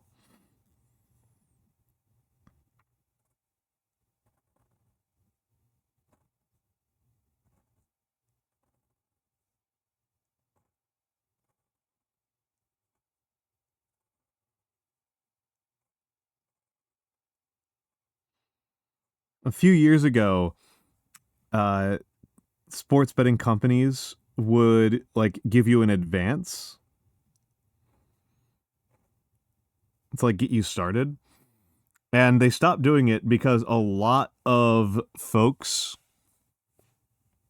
a lot of people, looked at it and they would form a pair. Like you and your buddy would start up, would both start accounts on DraftKings, and then you would bet on opposite sides of a match. And don't use soccer because you can tie in soccer. You gotta use American football.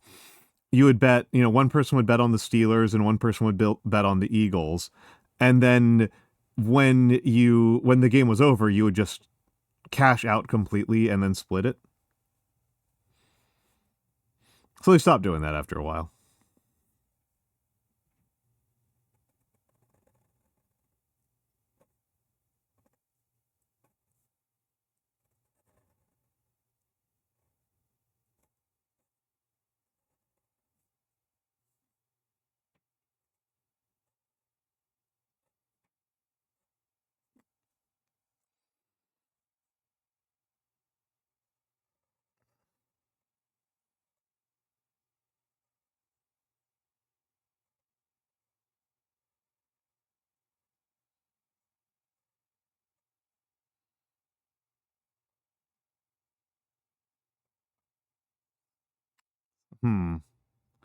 Yeah, I mean, that's a...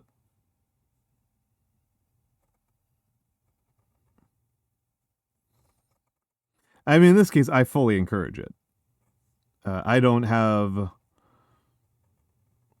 a lot of respect for casino operators in general.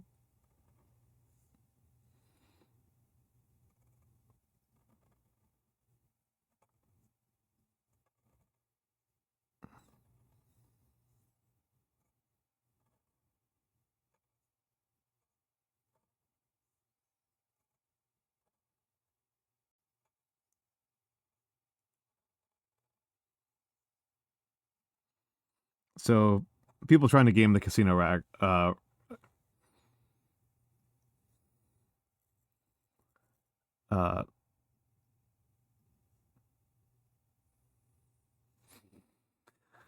and I mean, the story I heard from a professor recently was that he can't get his students to pay attention during class because in the middle of lecture the kids are too busy doing sports betting.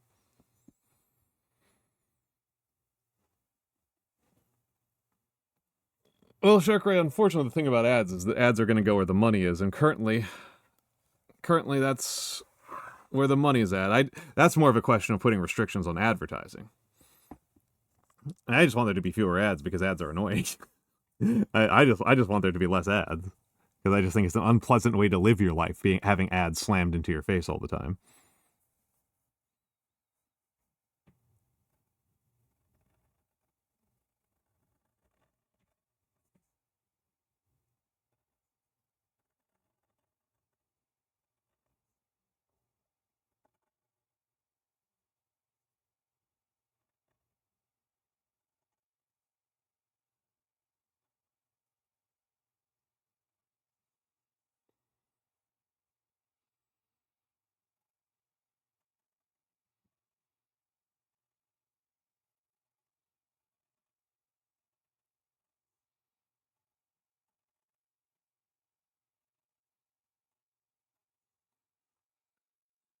The airbag committing nicotine to lungs, brutal.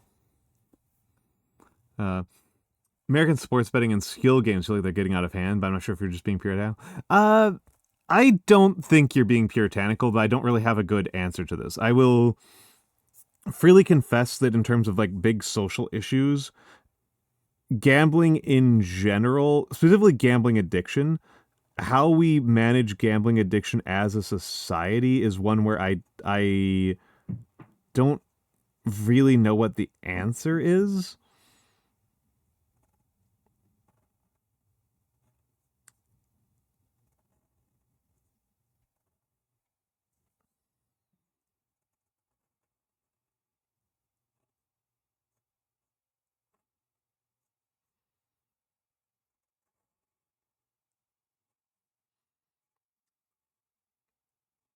Because I don't gamble, and nobody in my family really does. It's not something I grew up around.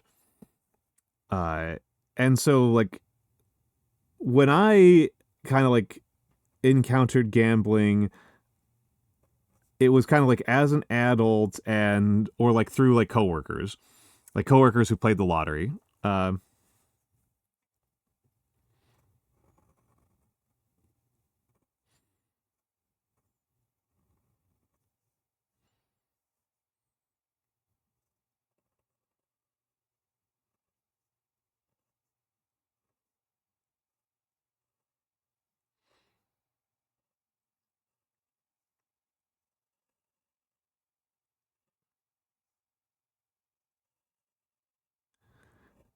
And so I don't know, I encountered it as like trivial thing that people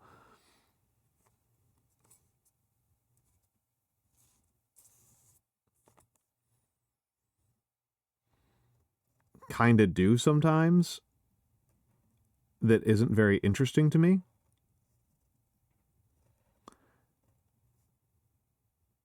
And then gambling addiction is crazy. I witnessed a situation on the border of Ohio and PA recently. Ohio allows pawn shops, but not video poker machines. Pennsylvania is the inverse. So in a border town I was passing through, they attempted to put as many of their respects. Yeah, that happens a lot. The lottery won't ruin you, but it is like a 1 to 5% AGI tax for many who play it. Yeah, yeah. Whereas like the slots will ruin you. The slots will destroy you. Um, Video poker will destroy you. And Blasphemous, I think it would be very difficult to find a gacha game that appeals to me.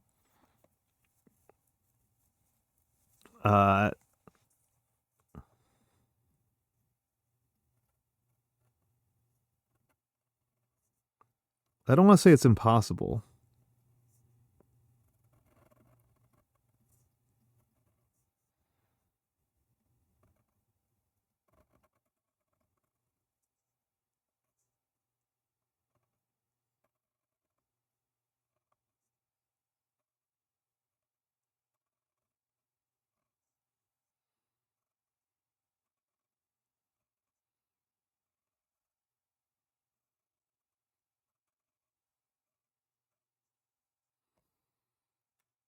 Uh, Painting minis, calligraphy, and ethically sourced food. Ethically sourced food gacha is a very funny conceit. Oh,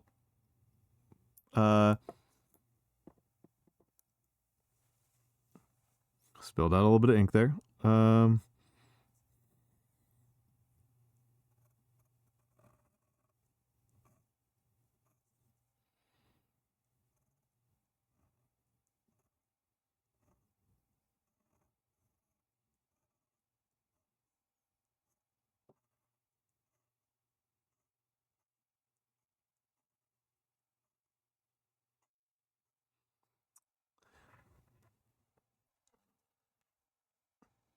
That's a very funny conceit. I'm not quite sure how you would do that, but it is amusing to think about.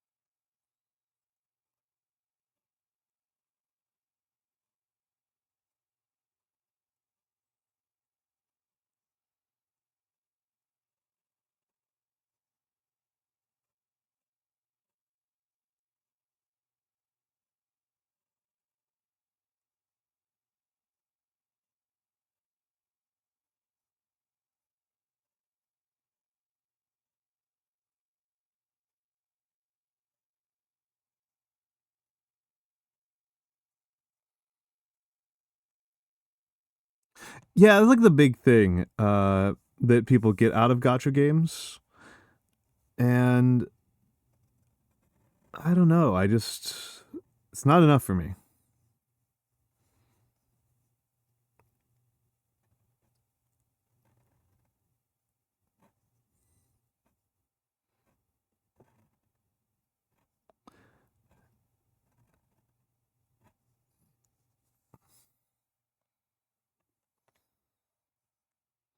Yeah, yeah. Well, I didn't really. We were talking about sports betting, and then Blossazar was like, I wonder if we can get Manny into a gacha game, and I'm like, what even?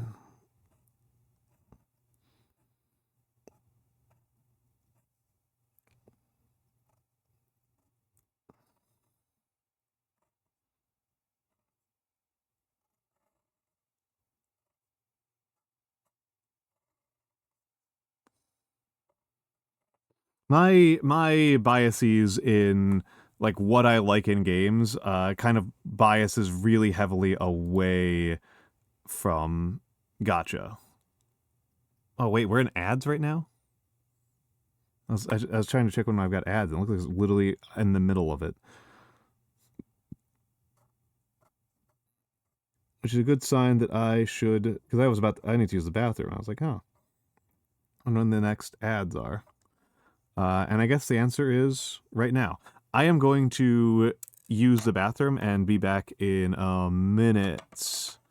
I'll try to be fast.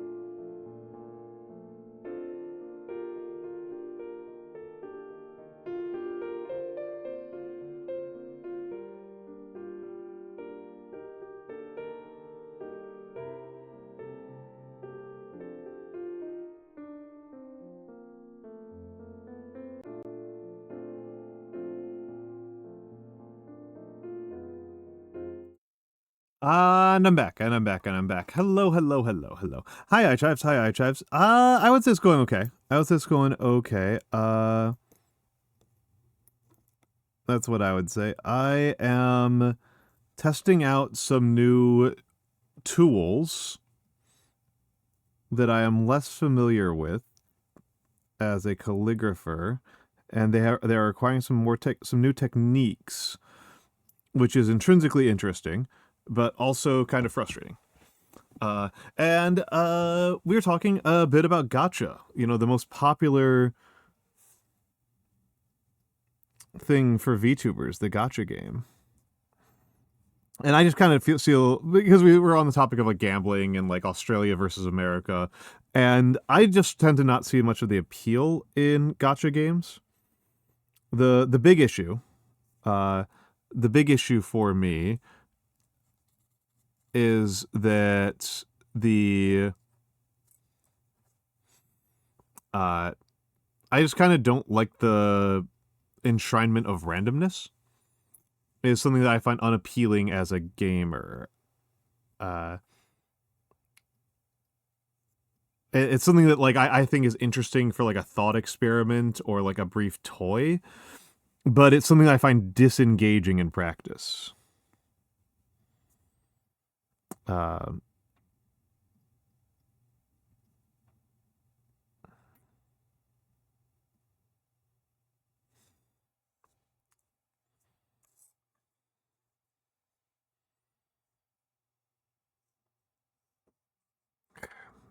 There's a I haven't quite figured this thing out. Something causes the ink to bead up and splay out aggressively. I don't know if it's because I bought cheap nibs or if I am doing something wrong with my technique.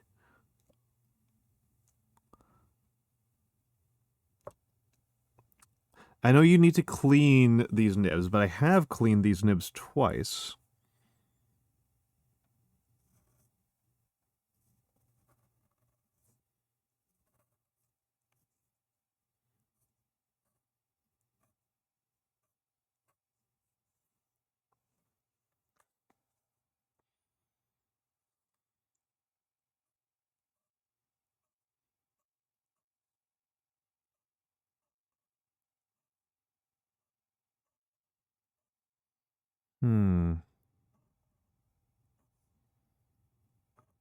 Being impatient. I am being impatient with myself here, with my tools and with my techniques.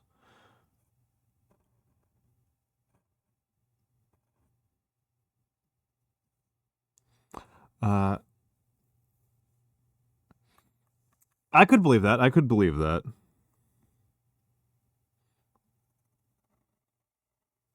That would be a very straightforward form of manipulation on the customer side.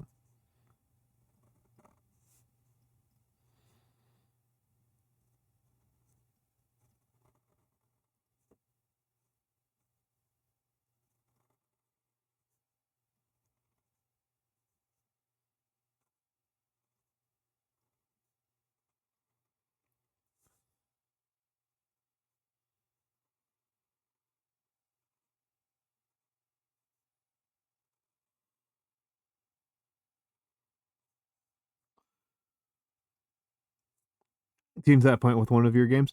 Yeah, I don't know. Actually, I don't know what you play, Blue. I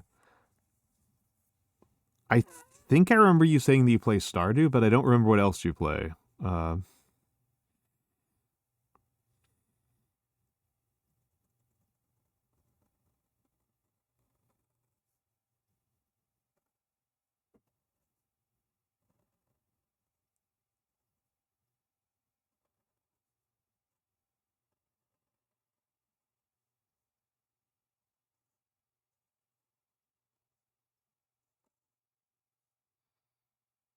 Ah, then I'm just misremembering.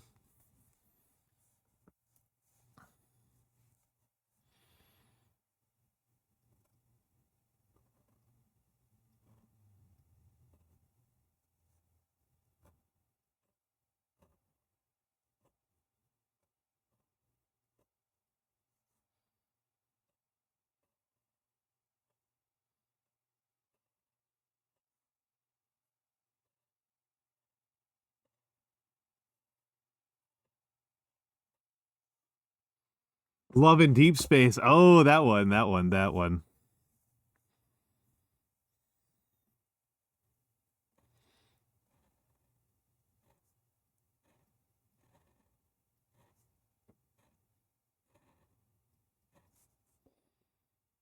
That one. That's the one that added the period tracker, right?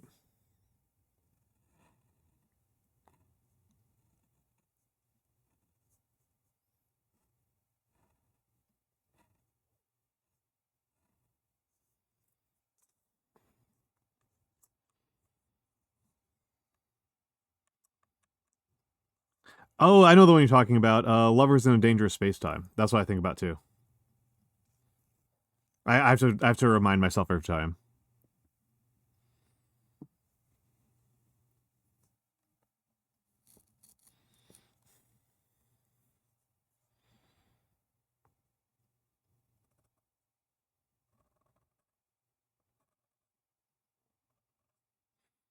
Green Gods? Are you talking about like sortition? It did, and there's no way in heck I would add that kind of info to a gotcha game. Incredible stuff.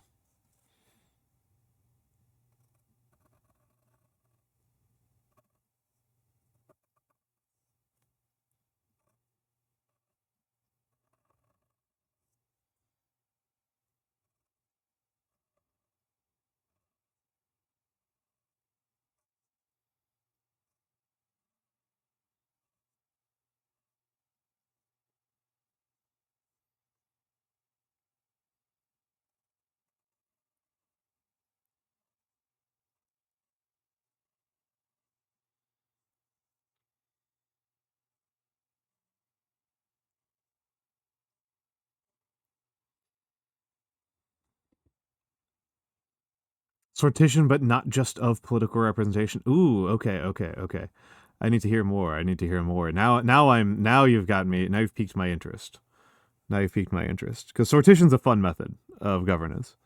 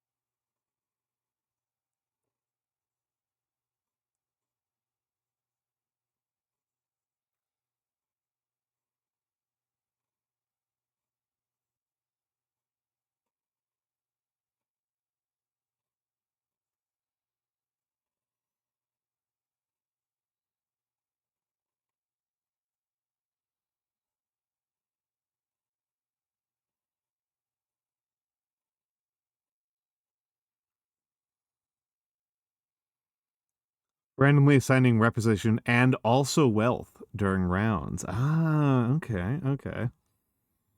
Okay, because yeah, that's like nobody's actually written the sci-fi story yet, but it does feel like a kind of straightforward critique of sortition as a method. That like, oh yeah, like the representatives are chosen by lottery, but then the actual power is held by professional lobbyists that are able to direct decision making.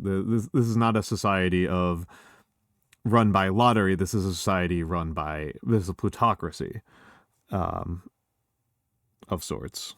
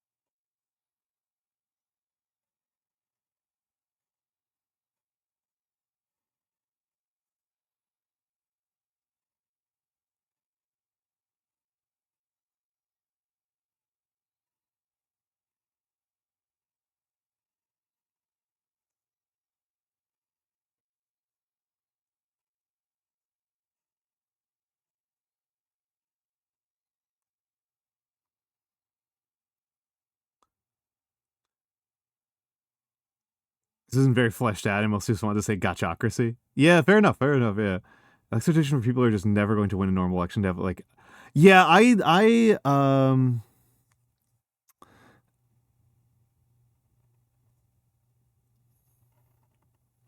the moment where I got kind of tuned in and was like, you know what?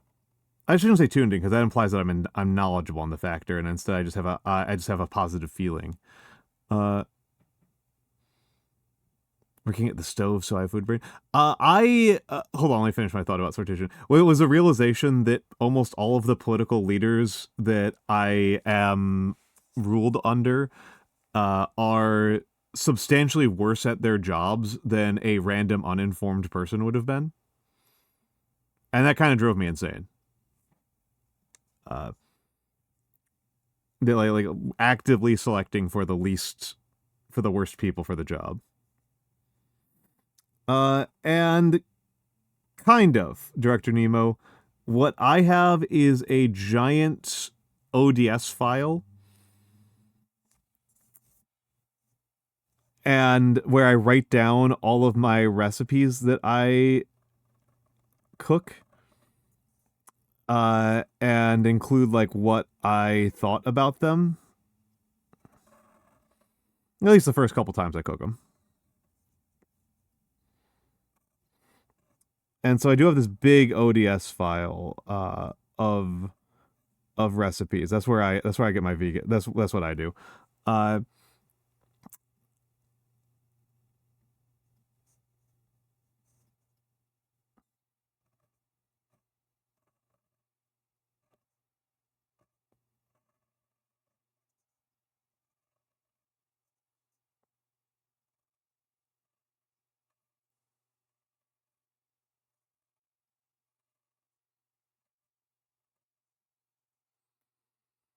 That's where I would say that the website that I get the most vegan recipes from is actually not a vegan website specifically, is Walks of Life.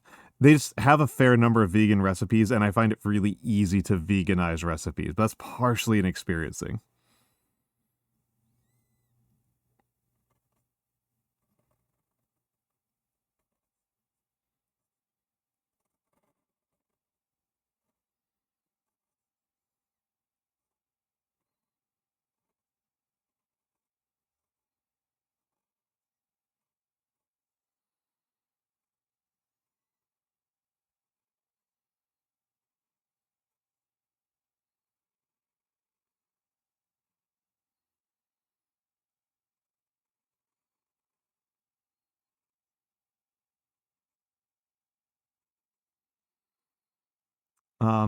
If you're shy, you're just never winning an election. Yeah, this is I mean, to the extent that like a representative system cares about this question, it would have to be like, do shy people have an identifiable type of interest that demands representation? And maybe, I don't know. I feel like that's an interesting political science question that I don't have an answer on. But the other thing I would kind of say about that, the thing that I'll say about that from a teaching perspective, I think about is that from a teaching perspective, people will often complain about getting randomly called on by teachers. And the truth is that the person, and they were like, oh, why doesn't the teacher only call on the students who volunteer? And the answer is that if you do that, you are harming the shy students.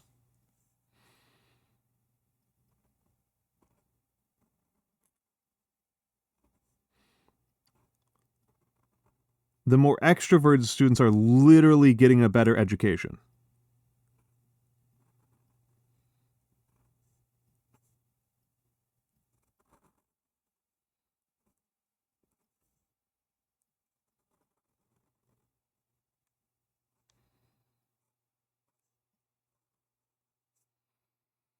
Yes, we do.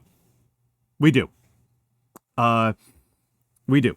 It's very strong. It's a strongly known thing about education, about classroom education. Is that if you have the same students and you put them in classes where they get called on randomly and you allow them to volunteer, the students who volunteer more will pull ahead in classes where they're allowed to volunteer, and the shy students will suffer more. The grade distribution will skew away from the shy students towards the more extroverted students if you don't use random call-ons on standardized tests. Yeah, it's robust.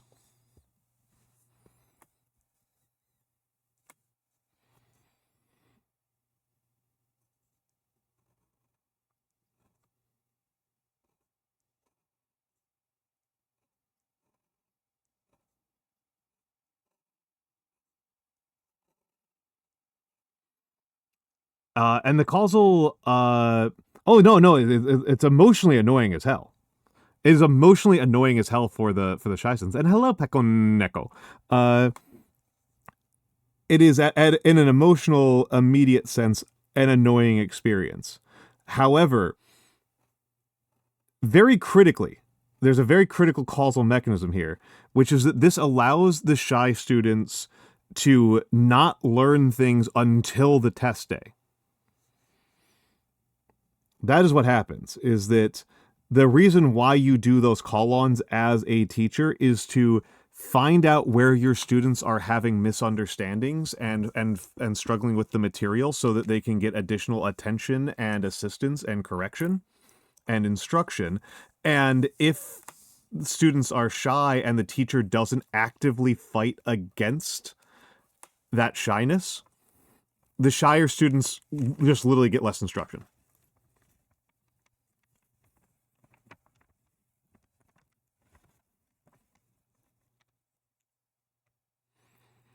I mean, teachers do try to do them because, again, the students hate them. The alternatives are mostly worse.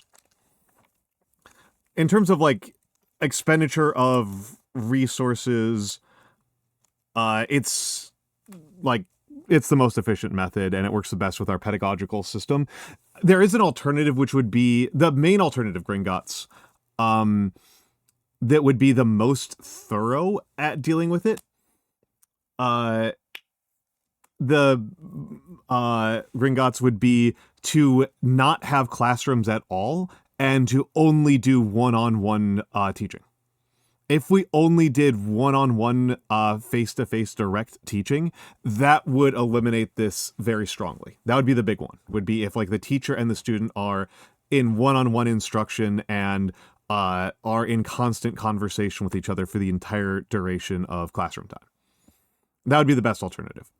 The reason why we don't do that is because it requires an enormous number of teachers.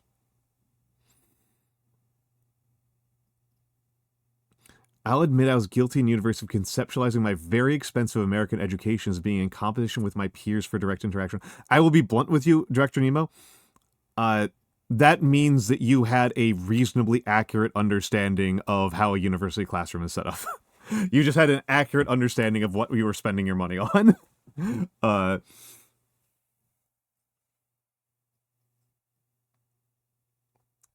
You were actually pretty aligned with your teachers on that front.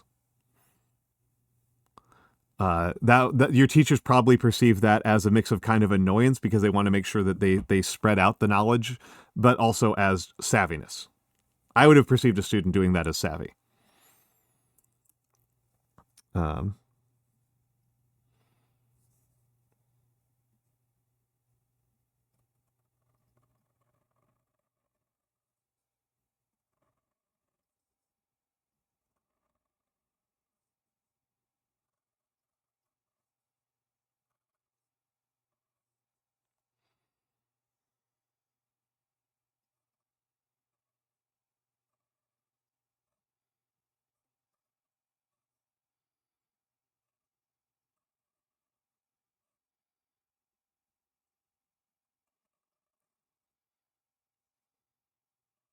Just kind of doing this to see two different V's next to each other. I usually do this V on the right, but I think the left one is better. And yeah, similar to elections, classroom success is sort of geared towards a particular type of savviness. Yes. And part of this has to do with the things our society values. I'm saying savviness, which I am using as a kind of shorthand for accurately assessing what values you are expected to display and manipulating them.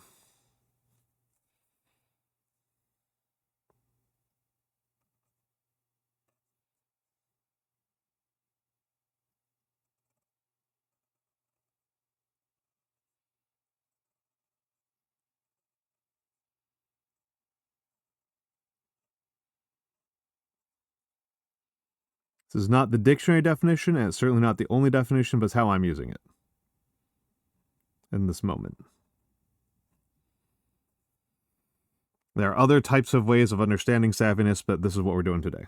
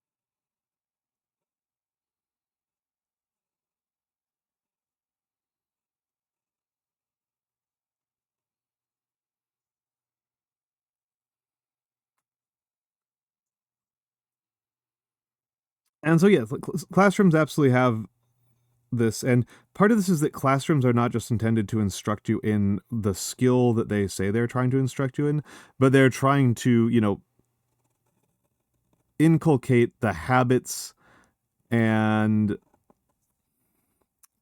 behaviors and values of a good member of society. And so, what do Americans think is good? Right? What do Americans value? What do they view as virtuous? And they view a certain type of extroversion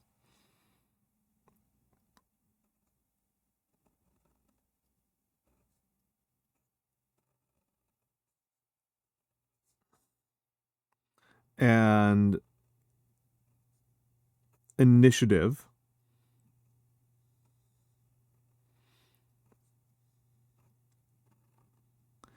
and worse, I would even say, than either of those.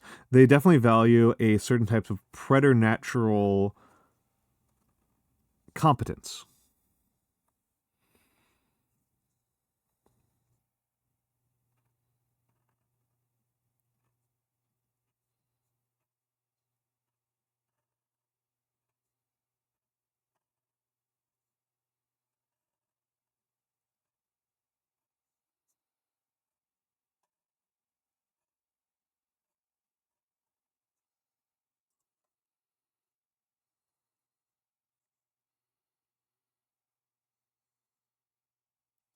Into, what's the word I'm looking for here?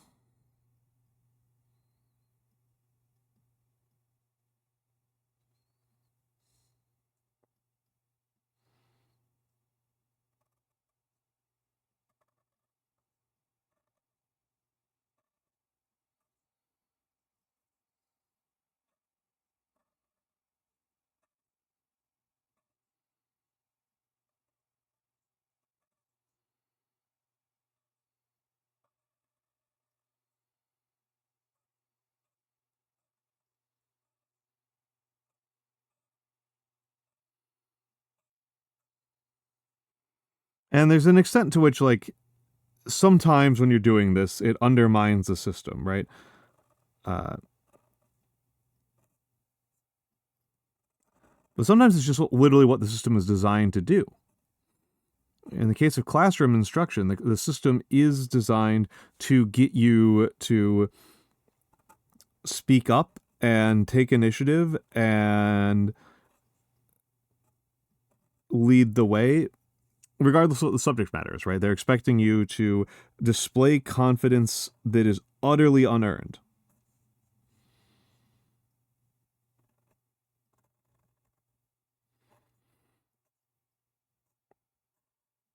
And sometimes I think this is kind of bad.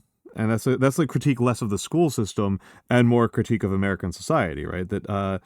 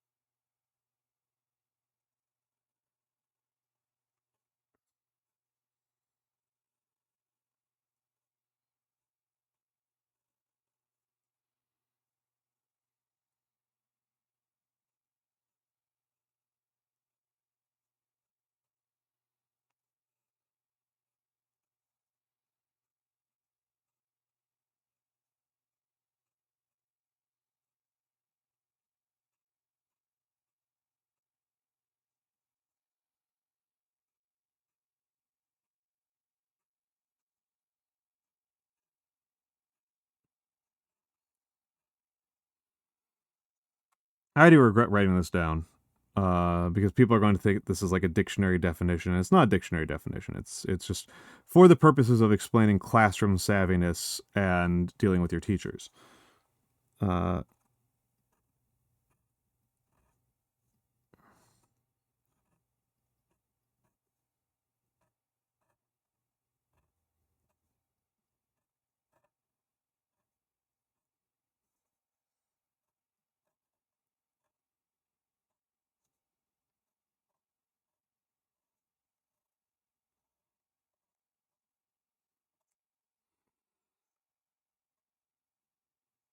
not desires, desired.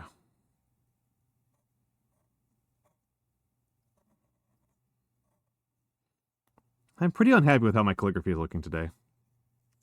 Yeah, I would say Gringotts. I would say yes. Because it's part of, they are subject to their own form of this, right? When they are taught how to be teachers.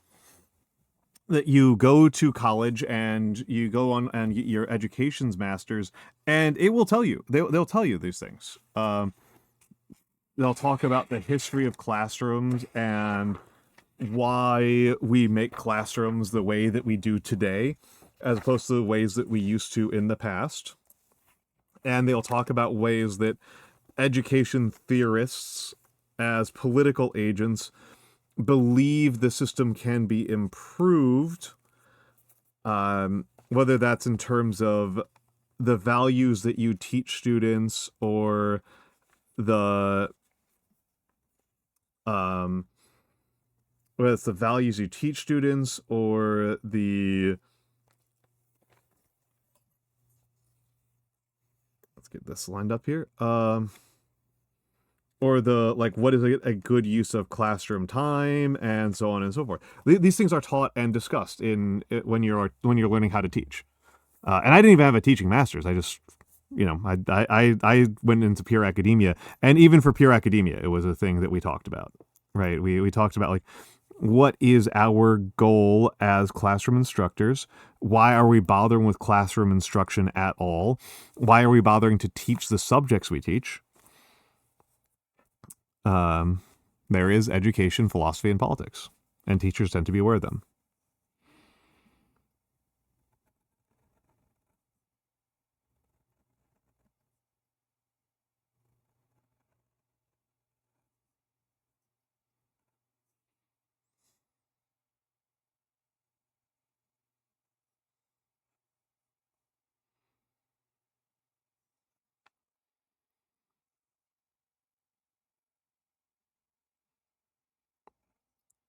I remember high school teachers that I had who were not teaching sociology or even social sciences were pretty happy to talk openly about how classrooms were manipulated and set up as part and parcel of training students for factory work, even in classes that had nothing to do with anything you might use in a factory, that the demands of living your life by bells and schedules.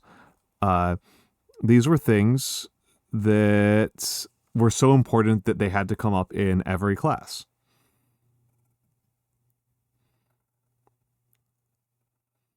You know, assembly in the line,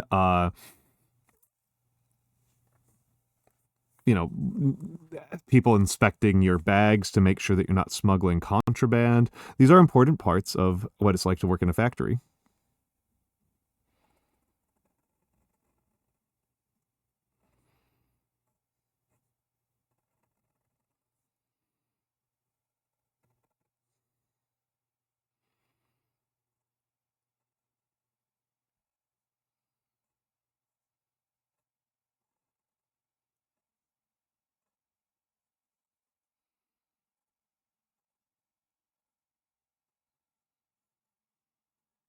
And they're just so important that you can't let them rest for math.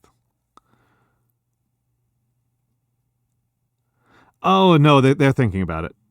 I'm sure there is a spectrum. I'm sure there is a spectrum. But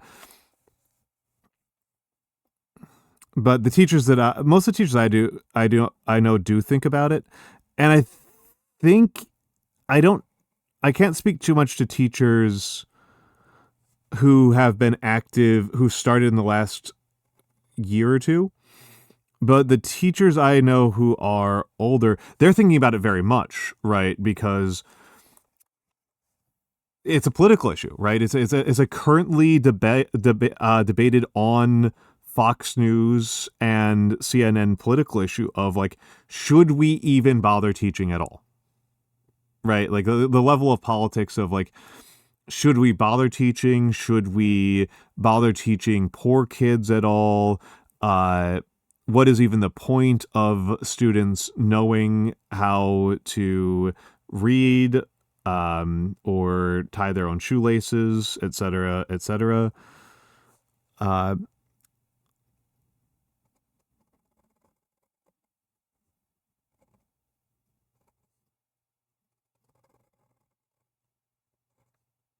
And in particular, if you're teaching, I know that the high school and elementary school teachers I've talked to, they're thinking about it constantly because not only is it on the news, these are debates that they're having with their administration on the regular.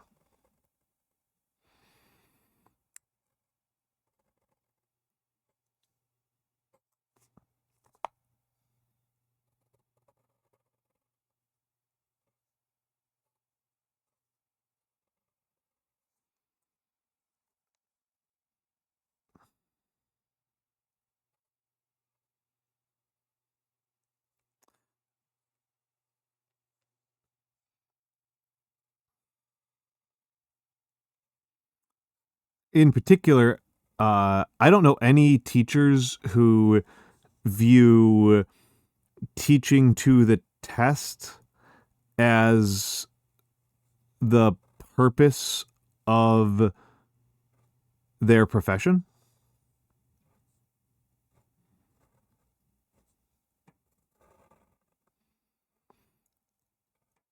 Every teacher I've talked to resists the teach the test norm, which is generally enforced from above quite a bit.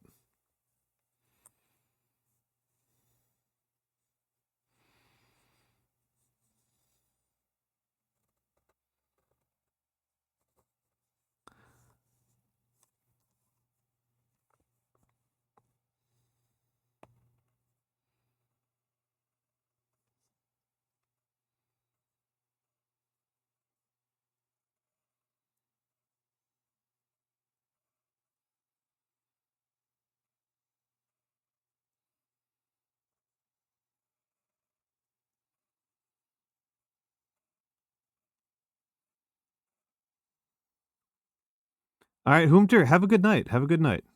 Sleep well, my dear friend Humter. Oh, I haven't had the audio on this entire time. Oh my lord, you folks didn't tell me.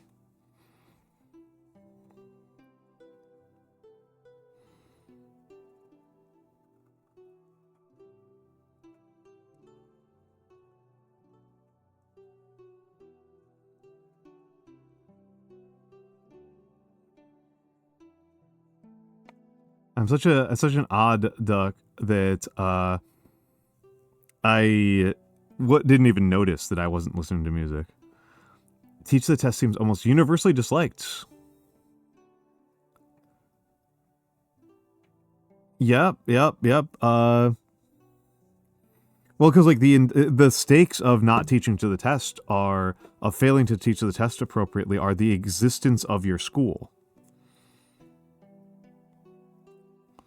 Right, like the existence of not just your job but your entire school are on the line with the standardized testing regime that we have.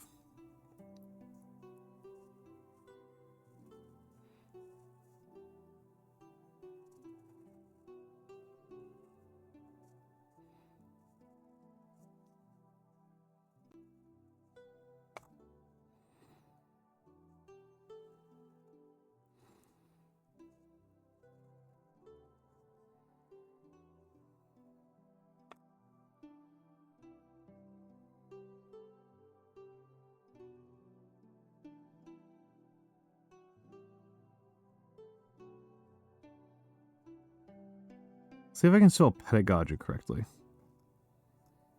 I think that's a... Yeah, no, I got that, yeah. Yeah, teach the test is something that almost everyone has to engage with, and it's such a fascinating example of how being more informed has had negative results. Like, the access to databases of education outcomes of like fine-grained education outcomes, seems to be something of a cognito hazard for education policy.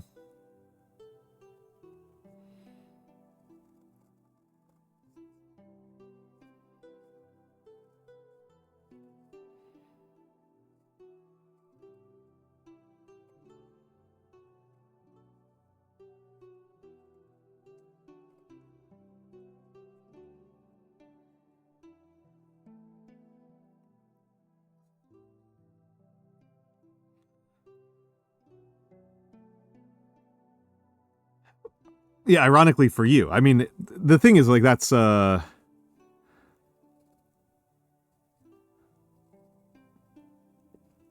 terms of overall outcomes, it's still probably the best thing, because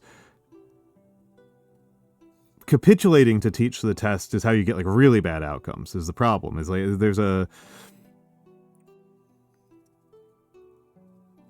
it's a binding of the system that prevents good outcomes from being done.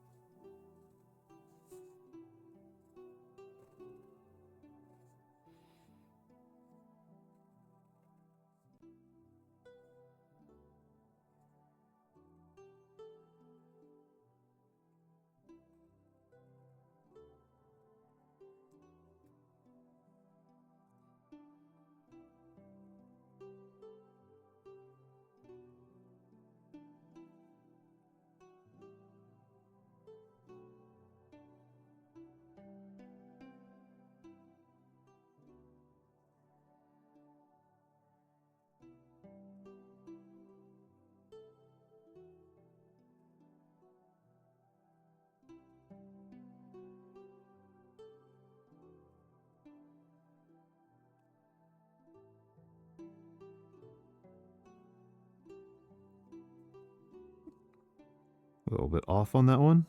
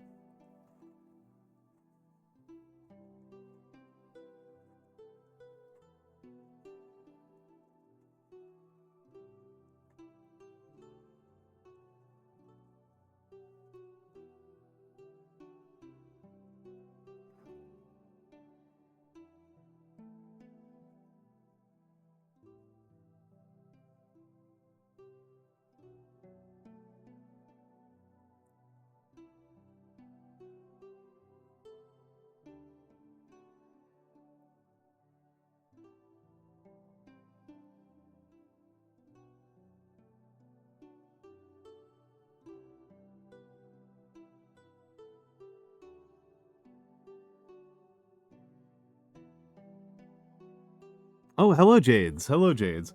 Oh,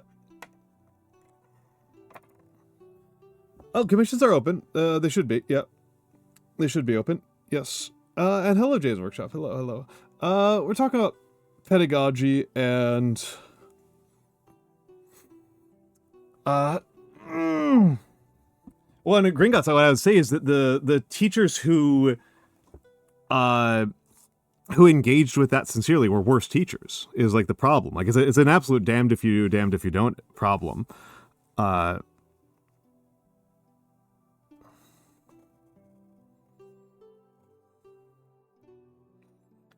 would say it's a problem of the tests themselves being a hazard.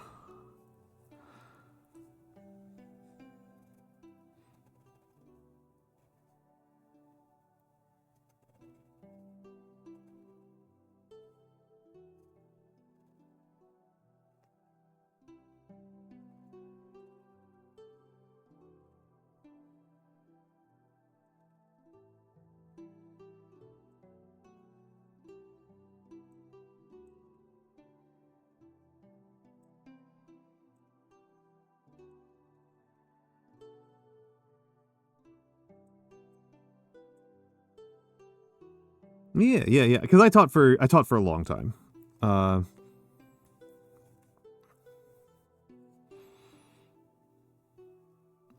And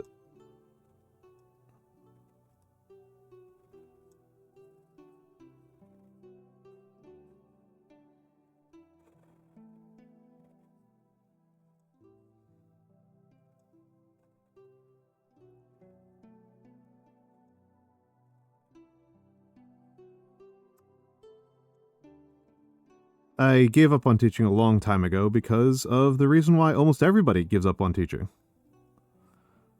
Which was that in order to be a teacher, there are a whole lot of taxes you have to pay. Not literal taxes, figurative taxes.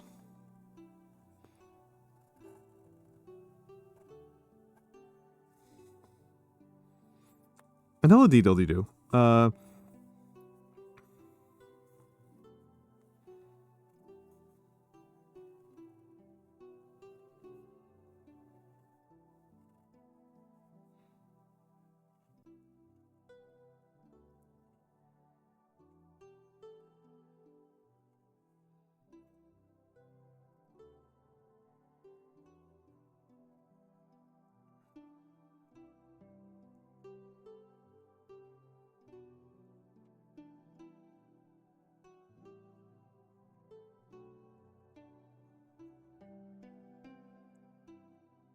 And Darius Smith, government employees pay taxes in a literal sense because the tax infrastructure is not actually set up in a way such to distinguish government incomes from non-government incomes.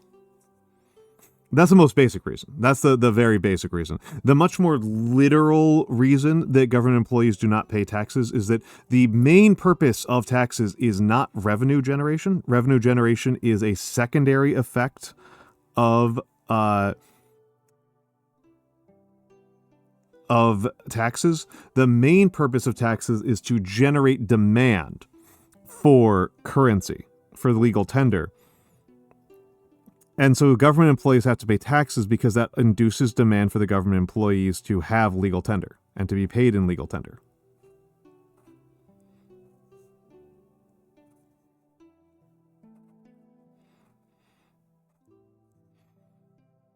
For federal, yes, for federal taxes. Federal taxes are, thank you for the clarification there, Green Guts. I was talking about federal income taxes. For sales taxes, it's probably more important that the tax infrastructure is not set up in a way where you could do a check on if you are talking to a government employee every single time you charge sales tax. Like, it's just like outside of the context and infrastructure that anybody has or even desires to build.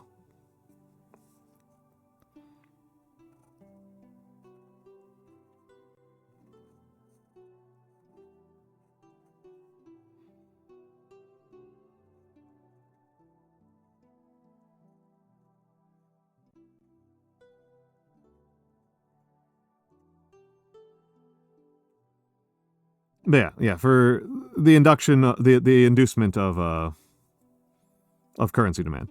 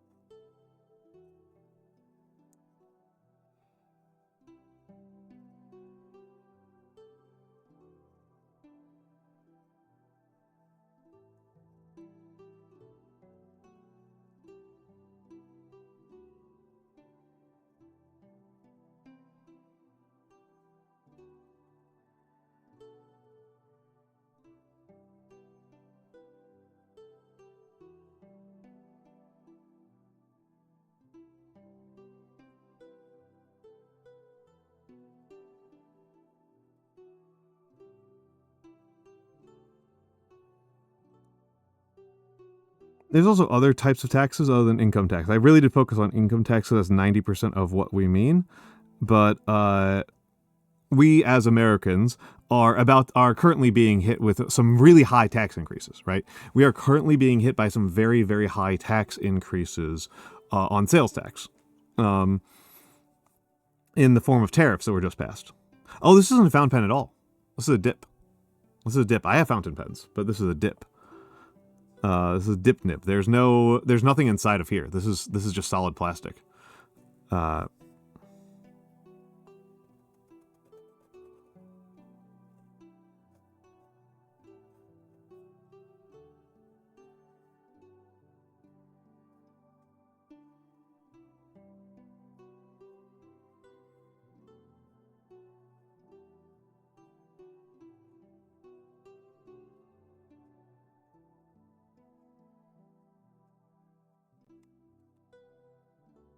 You're not an English speaker? That's okay.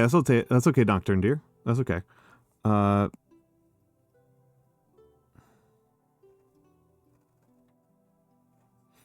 usually use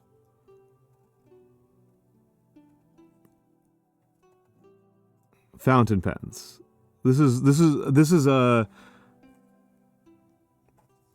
dip.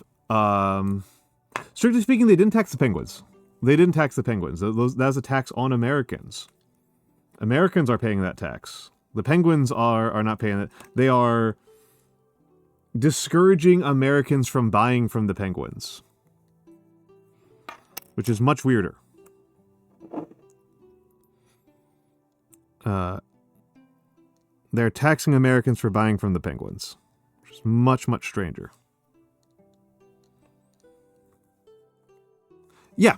Yeah, so the tax in specific is tariffs, right? Is what they're called, but tariffs are a form of sales tax. That's how they actually are collected. Is that they're collected at point of sale. Yeah, due to its federalism. Yeah, we strictly speaking have no national level federal. I'm trying to think, do we have no national level consumption tax? I'm not familiar enough with the U.S. tax code to ascertain whether or not we have, like, a federal gas tax off the top of my head. I don't think we've got a federal alcohol tax or a federal cigarette tax. Pretty much every state has a lot of cigarette taxes.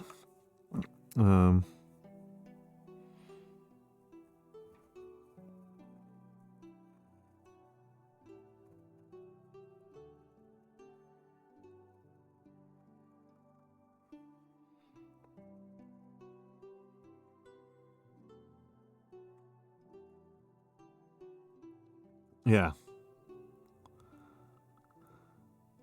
Yeah, Deedle-dee-doo is,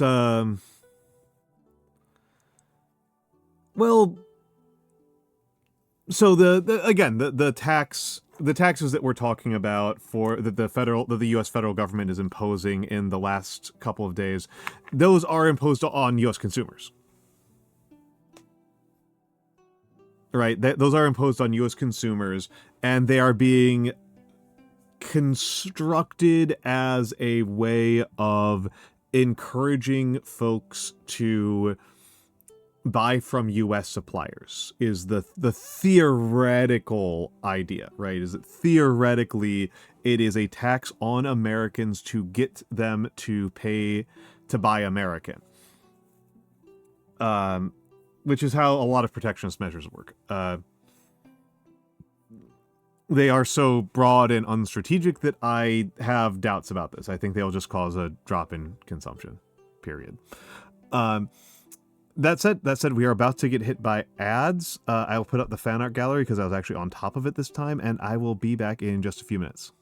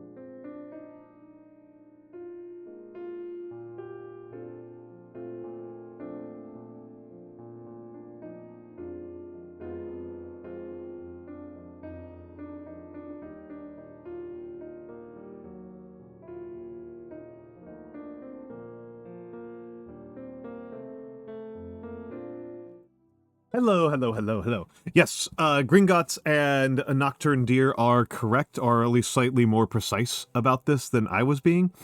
Tariffs are imposed on importers. They are not imposed directly on consumers. It is theoretically possible for a price for a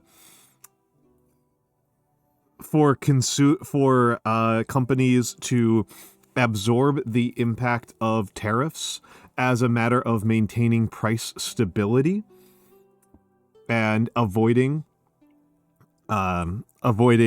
consumer flight.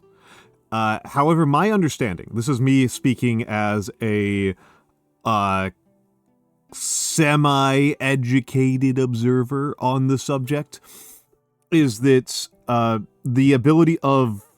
consumer price discipline is kind of a skill and is kind of an exercise by the consumer, and therefore that in a context where consumer price discipline is not expected, then it won't be exercised, so to speak. And I think about this in terms of comparing the prices of video games to the prices of gasoline. Well, Flea Flicker, it depends. It depends. It depends. Video games have resisted inflationary pressure for decades at this point. Video games probably cost like a third of what you would expect based on inflation. The movement on prices on video games is very, very slow. And companies have just absorbed that cost by expecting higher sales, cutting art budgets, I should say art game budgets, not the art itself budgets, and absorbing it as cost, right? They've been absorbing that as a cost. Whereas gasoline prices are... Consumers have very little expectation of price stability for gasoline. And so... And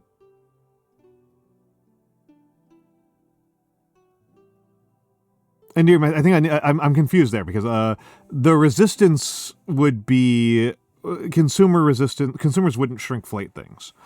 I don't know how shrinkflation would work in this context. But in the case of gasoline prices, right? Like, you don't expect to see the same price for gasoline each day you go to the gas station. Like, your gas tank is empty and you go to the gas station and you pay whatever the price is at the pump. And at most you might go to another gas station. Yeah. Yep, that's what happens, Gringotts, is that companies don't like to change their prices because it causes issues with consumer confidence and consumer loyalty. So for the majority of goods, there is a certain amount of resistance to price changes, to price increases on the company's side. Gringotts has it completely precisely correct. Is being very precise here. Prices are set by companies, and they don't tend to like to change their prices because consumers tend to be willing to simply buy competing products. And so they will absorb that, right? That's one of the ways. The non-price tools to deal with it before increasing prices. Yes, they will try to exert price discipline on their own suppliers. Is one. They will try to absorb the costs inside their own company, which may take the form of reduced profit margins, but may also take the price of layoffs or wage cuts or literal crimes. Can't write off crime.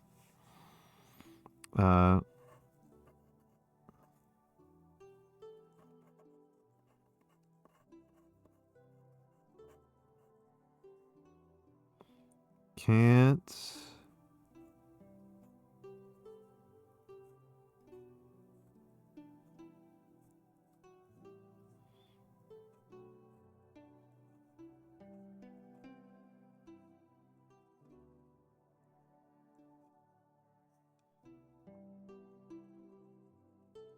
forget.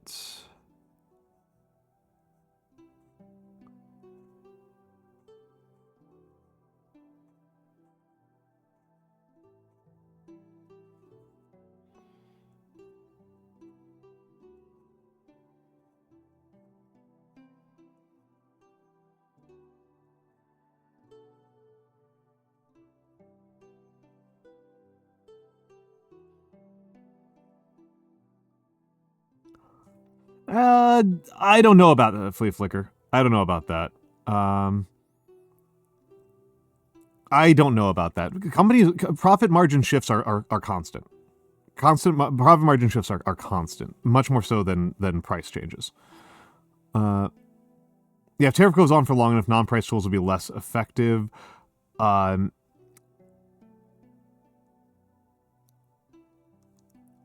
Can use it as a pretext. Yeah, and I would say that that's part of what I am predicting about where we see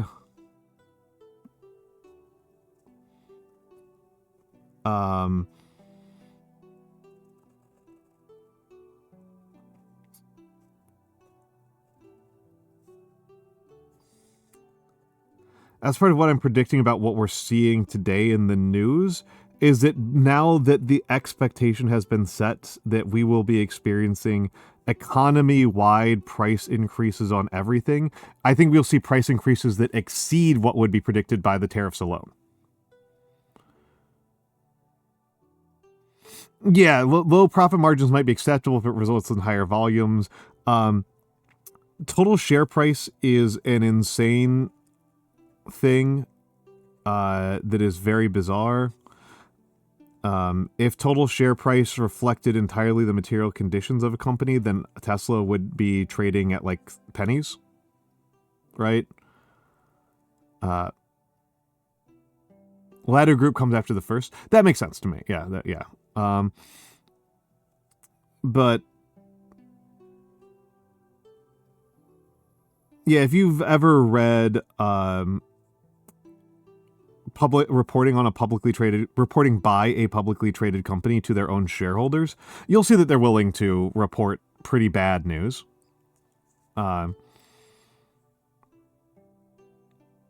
To their shareholders, they're willing to tear their shareholders are actually relatively tolerant of losses in certain ways, right?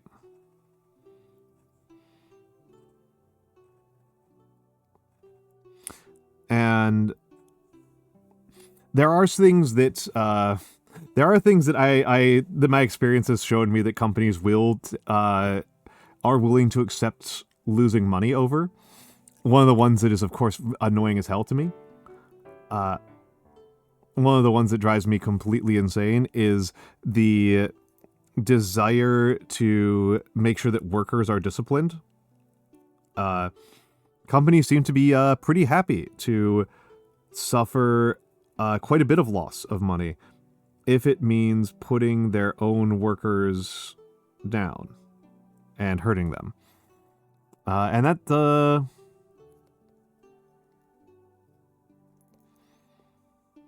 higher gas prices can result in less sales if the city... Yep, that's true. That's probably part of the reason why consumers accept lots of price movements and price instability on gasoline, is that most of us don't have a lot of options.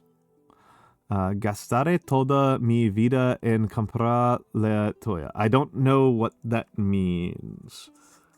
Gastare, I can only think of, like, is that something to do with food?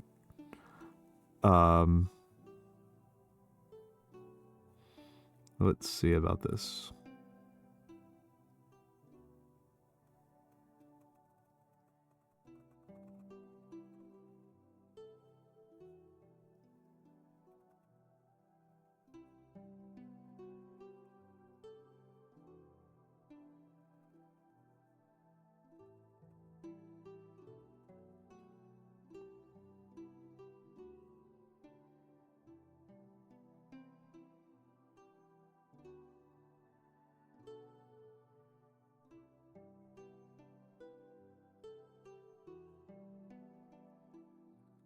Let's do crime together.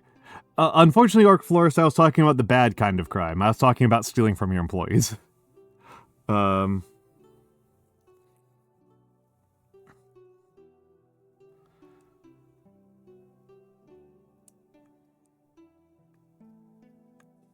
Yeah, right? Because we were talking about ways in which tariffs, well,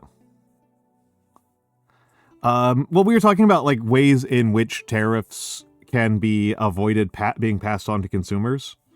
And one of the options is to just steal from your employees.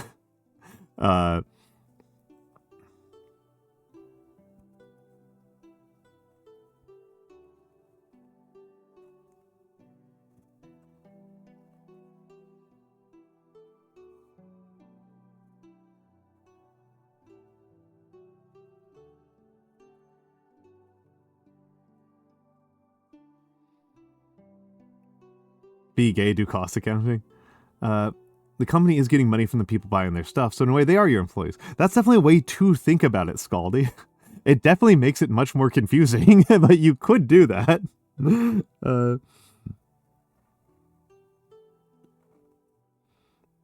I certainly am not able to stop you other than to say, wait, hold on, what?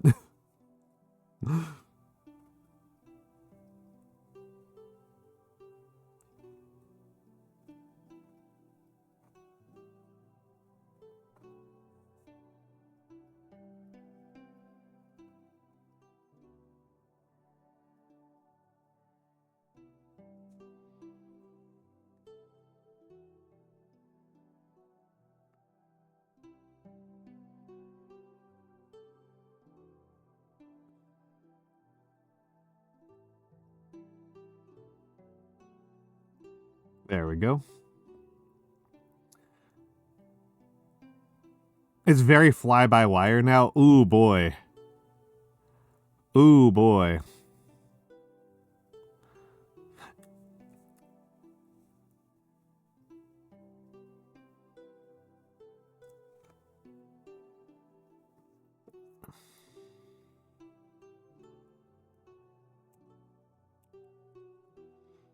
Well, you have to wonder how much actual smuggling is going to happen. Like traditional smuggling. Not just like crazy smuggling on like drugs, but like just really traditional, like I don't feel like paying import duties smuggling is going to happen.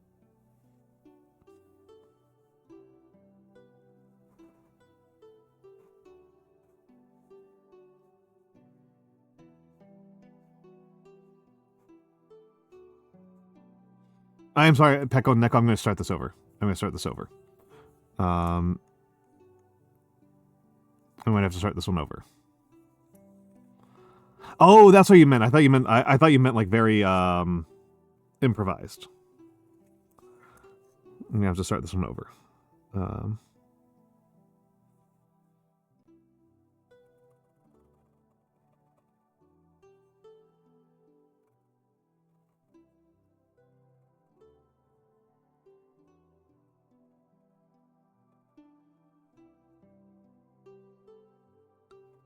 Off to a much better start.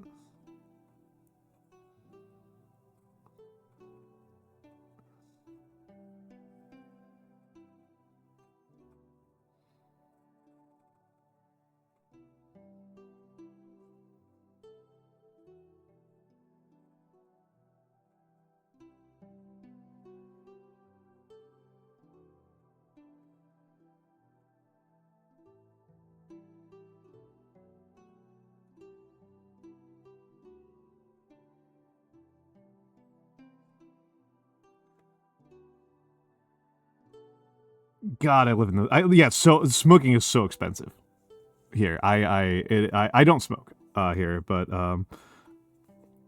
yeah, people what if they just printed money so inflation lowers their money by what taxes would? That would be funny.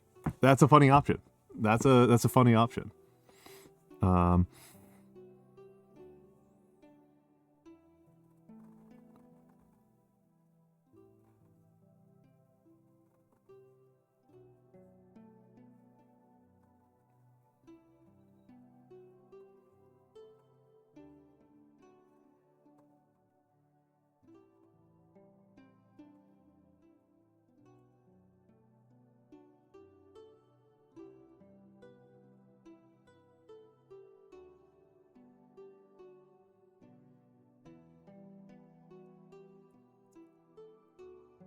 If people decide it's safe to smuggle from anywhere else. Yeah. Yeah. No, well, Commodore it's an interesting text, right? In that it is explicitly a tax to discourage a behavior the government wants people to do less of, but doesn't want to actually criminalize.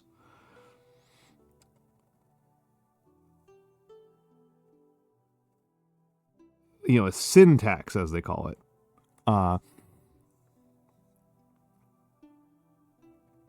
But then it runs headlong into the problem of, we are talking about people who have an addiction. And so, you know, these are people who are just going to absorb the cost. And because it has so little effect on reducing the activity, but does have a substantial effect on local revenue,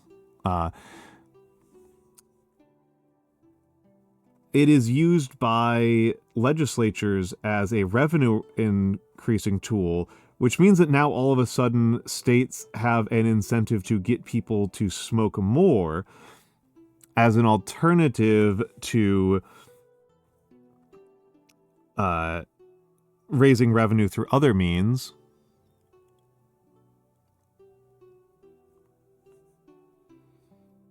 I was trying to make a decision here, yeah. Here we go, this is what I want to do. I am deathly afraid of misspelling things, so I don't speak Spanish. So, hold on, I'm not really looking at chat, I'm a little bit locked in right now. Give me a moment. Bear with me, chat.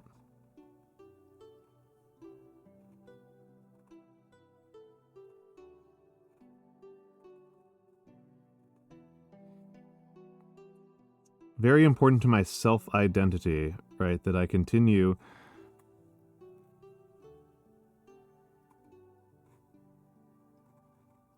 to answer the call of the comms.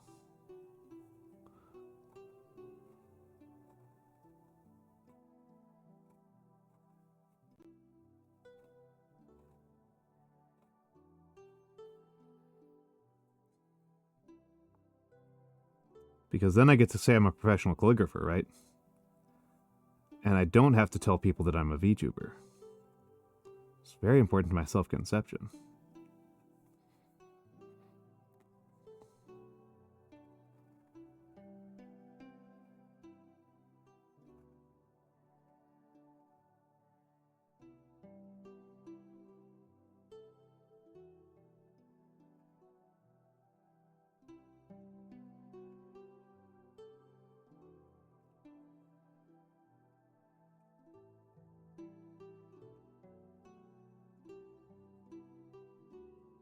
There we go. There we go. Let me turn that off and catch up with chat while I let Pickle Nickel admire what he has paid for. Oh wow, I'm quite behind.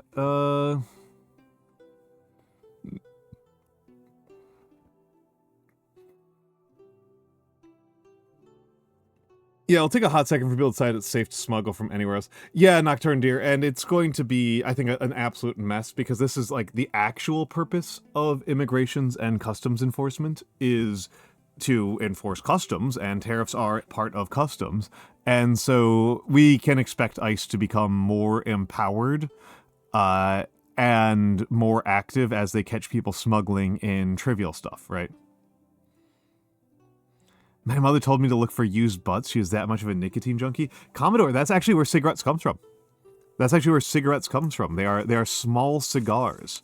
They are small cigars. The cigarettes were made originally by people who would hang around cigar bars and salons, and they would pick up discarded cigarette butts and re-roll them. That's what they would do. That's where cigarettes as a concept comes from. It's pretty gross. Yeah, well, and just some goblins. The thing about cigarettes as an addiction is that cigarettes are a relatively fixed cost. Are a relatively fixed cost as compared to like a gambling addiction. I don't know, I think about that a lot because of like the history of the Opium War. It was an important part of the Opium War thing. Yeah, cigarettes are they're highly taxed. They are distributed in informal ways. They are high value per mass. They have high volume per mass, and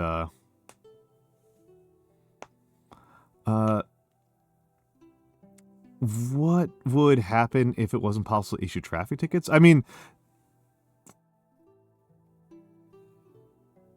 so the theory here, right? So in principle, what should happen is that the owner-operator of the AI driving vehicle would be subject to a ticket, would be what would likely happen. And that we would have to develop new procedures for the issuing of those traffic tickets. That's what I would assume would happen. However, that's a long bridge away. They should make smoking lead to capital punishment, but selling cigarettes still legal, so they can still tax it. They are death sticks. They are still death sticks. I mean, Commodore, I just want Elon Musk to suffer because he's a terrible person who's making my life worse.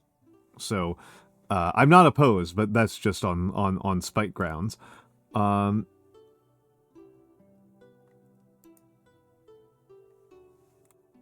And I think that there are ways in which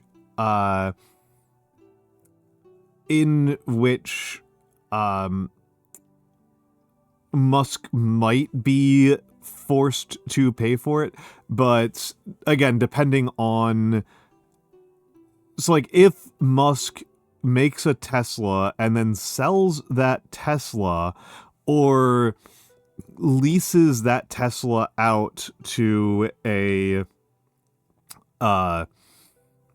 company, right? Like they make a self-driving car, and they lease it out to a delivery company, and then that self-driving car does a traffic infraction while being leased to that to the delivery company.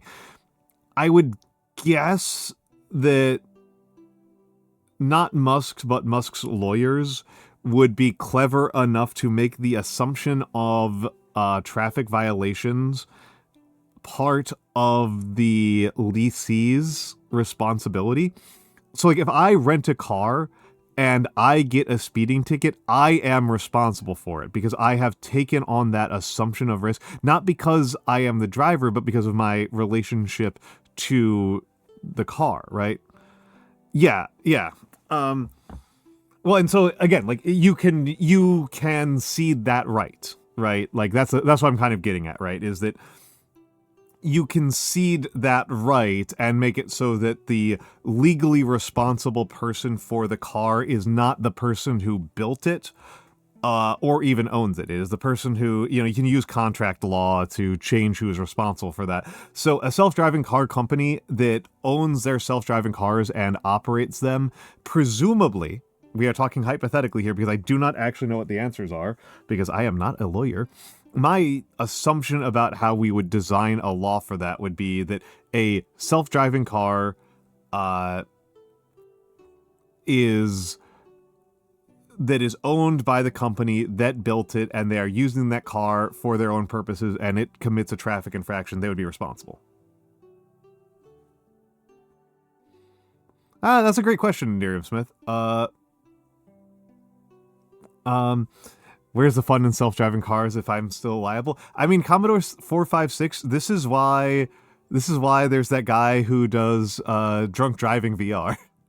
Which is, I think, like the funniest stream like one of the funniest stream concepts I've seen around. The drunk driving VR is extremely funny to me. That guy's doing some shit. That's a really clever stream. Having done one drinking stream, I would not want to be getting drunk regularly on my stream. My body would revolt. but it was funny. It's hard to say, Commodore 456. There is something happening with the vibes in our world. I keep on thinking about Vegas Matt. I keep on thinking he's an Instagram guy, Vegas Matt, and he's a professional gambler. And the difference between him and other professional gamblers in days of yore is that what he posts is himself getting his ass kicked. He posts videos of himself losing like $10,000 playing blackjack and stuff like that. Like, he does not just post the wins, he posts the L's. He wins occasionally and he'll post those, but he will post mostly L's, and he's just getting his ass kicked. And he's managed to turn this into a career.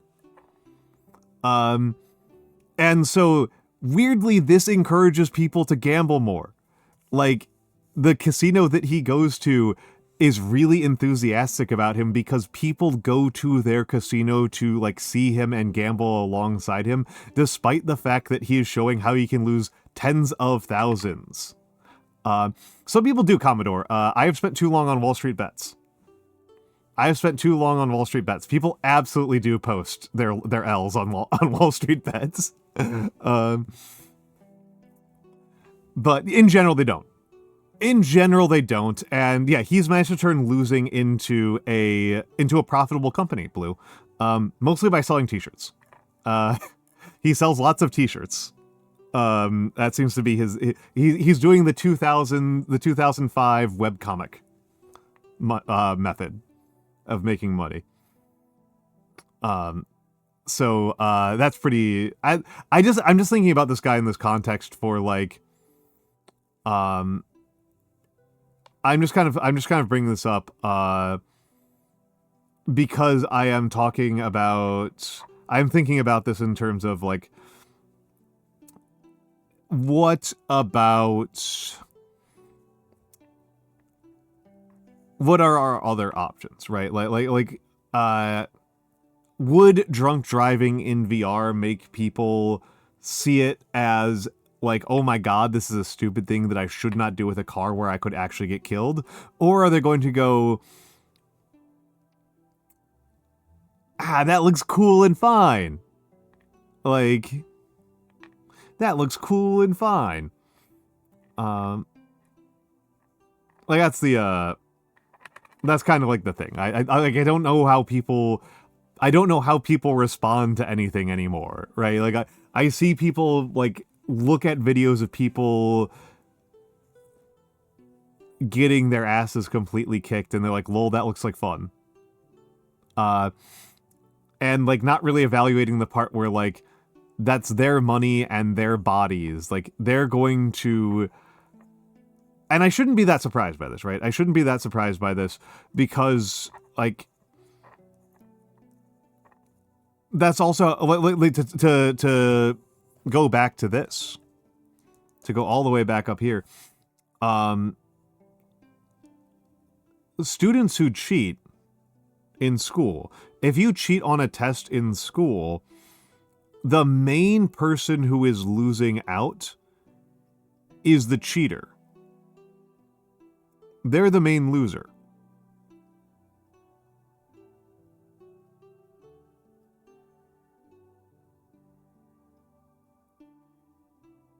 Not the teacher, not the school system. The student is the loser. Especially if you cheat at college. Like, the student is losing, the college is, like, the college takes a ding, but the student is the real loser. And so, but people keep doing it. People keep volunteering for it, and they parse this as them getting one over on the school. But again, they are the one who's losing out, right? And so...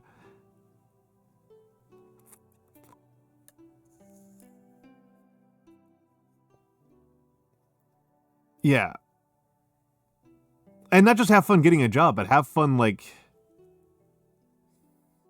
dealing with the social repercussions of that.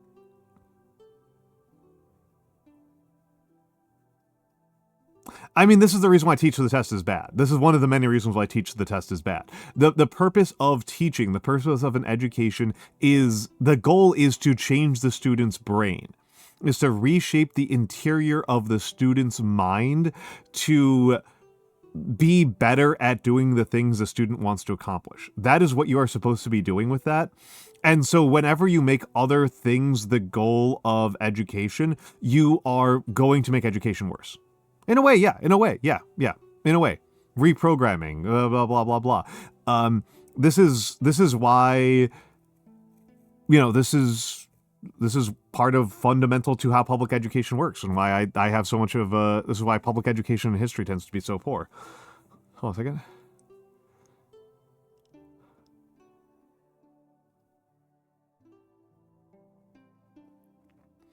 Okay, I did not actually sneeze. I'm annoyed by that.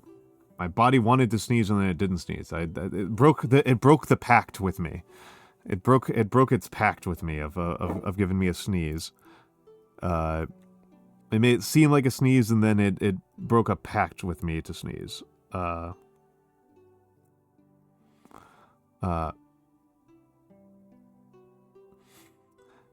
I mean, yeah. If the test was not intended as a, yeah. Again, this is why this is such a problem, right? And this is why teachers hate the teach to the test thing so fucking much, is because of that, right? That's a consequence of that. Is that, like, that means that the test shouldn't have been administered. Have I thought about getting Papyrus, like from Undertale? I don't think he's real. I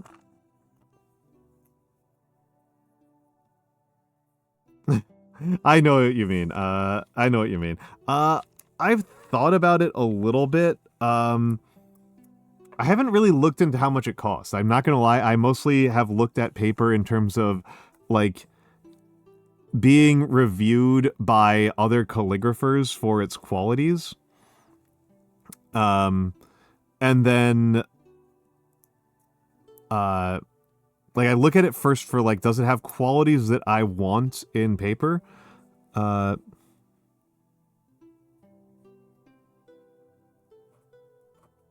then secondarily, like, does it have qualities that I want in the paper? And does it... And how much does it cost, and can I get my hands on it? Speaking of which, I should probably start buying a bunch of paper before these tariffs get too bad. Like, I usually just kind of buy it when I can, but I guess I should probably just buy a bunch of Stratmore. I'm not going to use parchment because parchment's not vegan.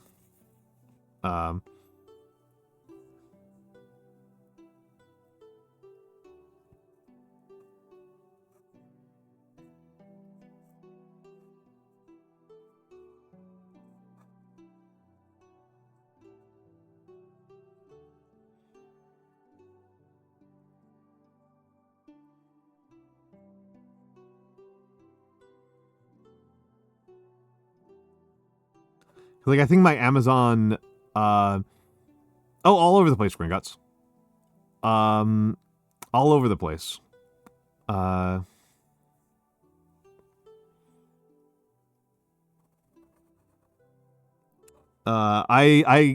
believe this paper's from Japan. This is Japanese paper. There's some British paper, that's considered pretty good. Let me just pull up some things. My kanji practice paper is American. This is American. This is made from American shitty wood pulp. This is terrible paper. I have... Can I find it? Some more of this. I have some Rhodia pads, which are French. And I believe actually use Japanese paper originally, but they're repackaged in France. Yep. Yep. Doesn't Japan have tariffs on us? Yeah. So The tariffs that are being levied right now are not based on other people's tariffs. They are based on trade deficits, which makes them very weird. Every country has tariffs on pretty much everybody else, to some extent or another. The tariffs that are being levied in the recent news are, in fact, historically unprecedented, however. They are wild.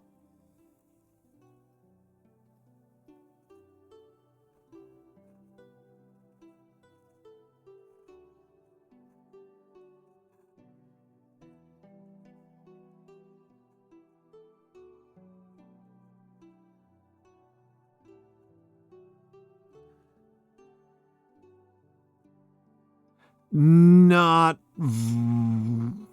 I would have to double check you on that, because it's unlimited goods. Usually countries don't just have tariffs on a country, on like everything from a country. It's usually like per good, and like you can average that out is what happens. Like you can average that. Like universal tariffs are like strange.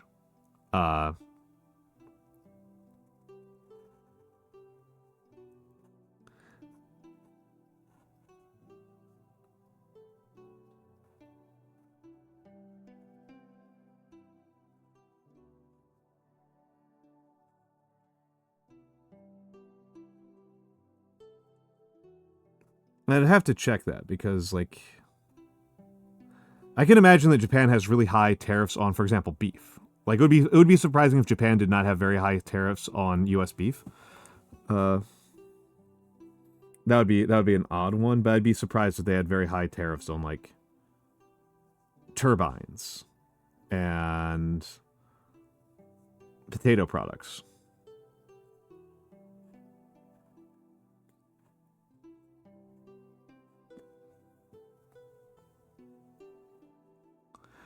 Yeah, and Japan also really wants to protect its own beef industry, right? Like that's like the big logic of tariffs is for management of domestic production.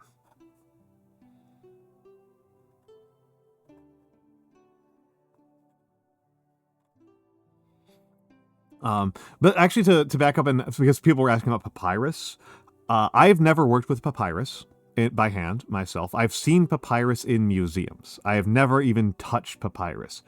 If you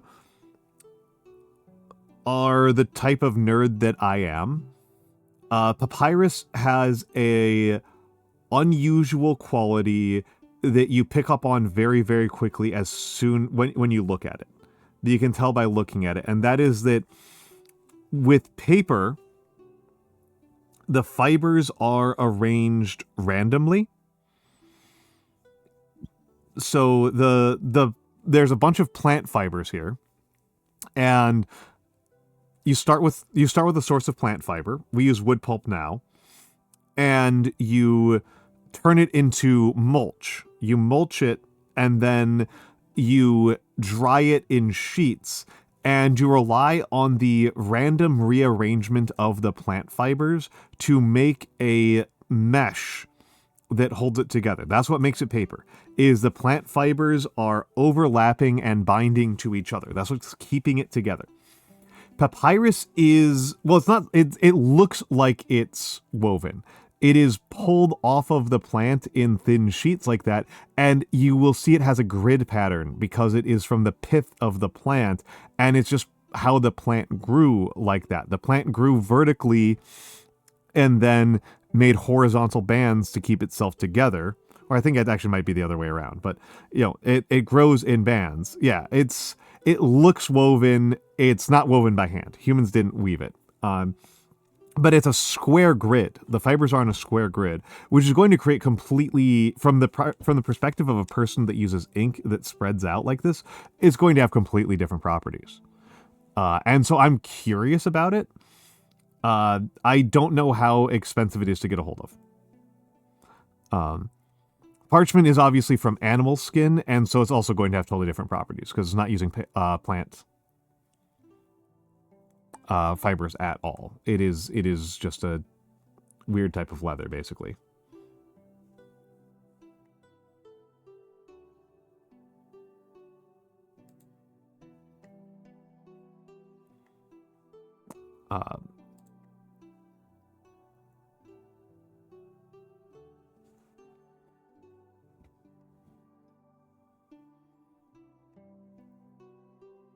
That's pretty expensive. That's pretty expensive.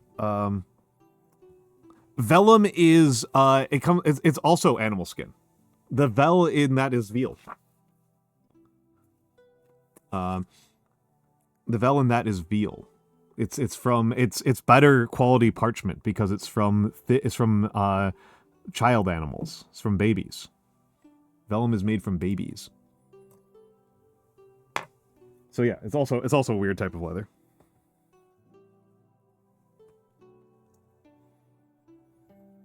Versus, I would say that $19.99 for 25 sheets is pretty expensive. I could put it on. I could put papyrus on my throne. I haven't put paper supplies on my throne. I'm just gonna take a look at my paper. I'm just gonna look at my Amazon orders because that's usually where I get paper from. Yeah, I've got throne. So this paper that I am using was $12 for 180 pages. So that should, and that's nice paper. That's nice paper.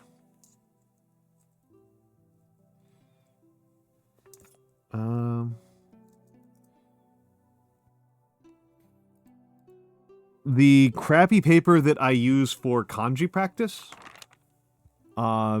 This paper, let me take a look. I have to do some math. I paid $14 for 12 packs that are 50 pages each. For a 12 pack of 50.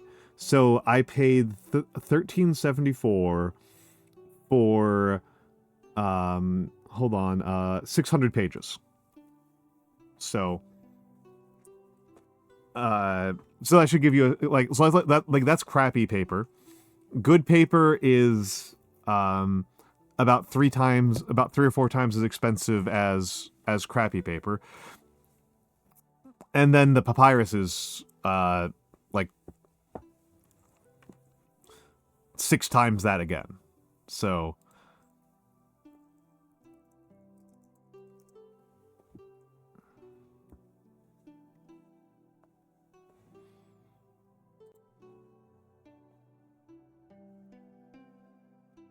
cardstock is just paper. It's just like another type of paper, isn't it? It's just like really thick paper, isn't it? It's just it's also made from plant products. It's non-bleached. That's why it's brown, right? It's non-bleached and it's heavy, and I don't know how much is coming through on the camera here, but this is I can if I look closely, I can see the fibers and I can see the imprinting on it. I can see the effects of the press on this. I can see the pressing on this.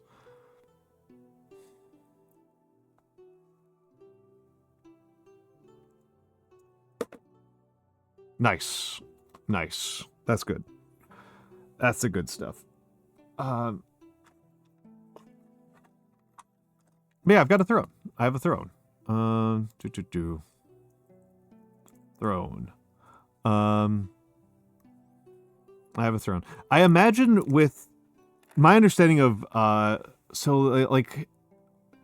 guess Egyptians did write on papyrus using reed styluses, I think, and ink, so it should be doable.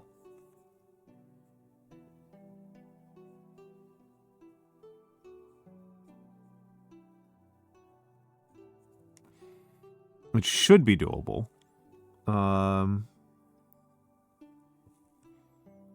It should be doable.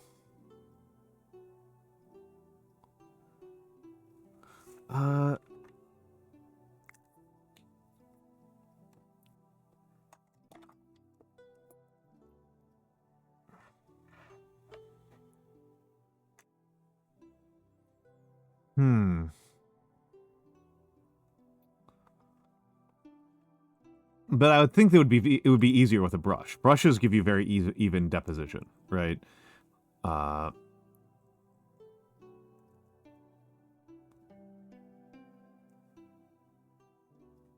the smaller art stores. Yeah, quite possibly. Quite possibly. I don't know. I do pretty much exclusively analog art. I don't feel a lot of compulsion to do digital art. It just doesn't really hold a lot of interest for me. As a rule, it's just kind of like, why? I don't know.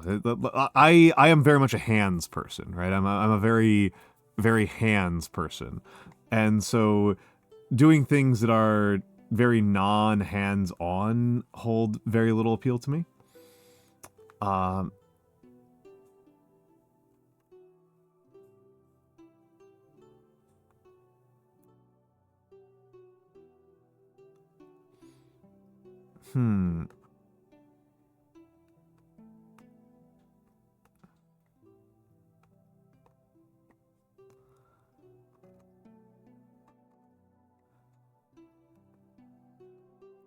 Yeah, I agree, Commodore. I agree, Commodore.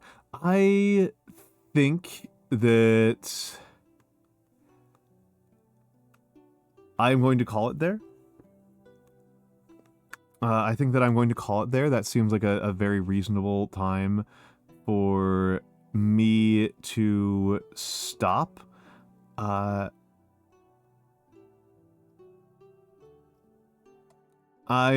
will take raid target suggestions. Oh wait, no, I won't. I know who I'm going to raid. I know who I'm going to raid. No question in my mind.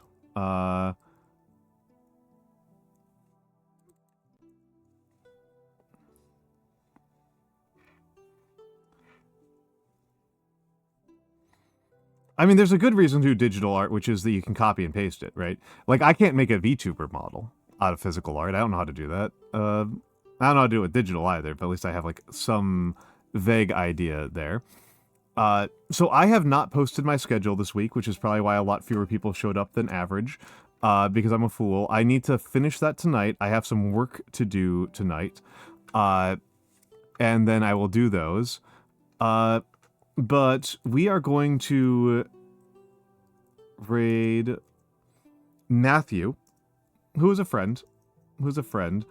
He is painting some miniatures. So,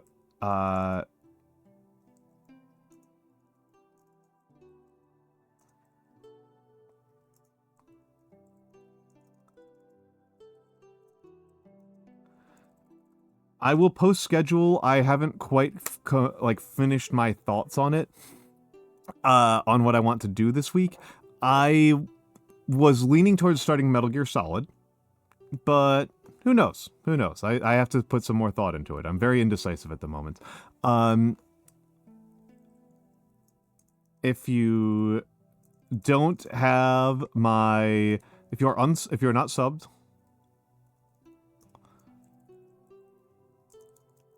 if you are not subbed, there's the raid message. But anyway, have a lovely night. I will be active this week. I will be streaming this week. I don't have anything better to do with my time. I just haven't figured out what exactly I'm going to do.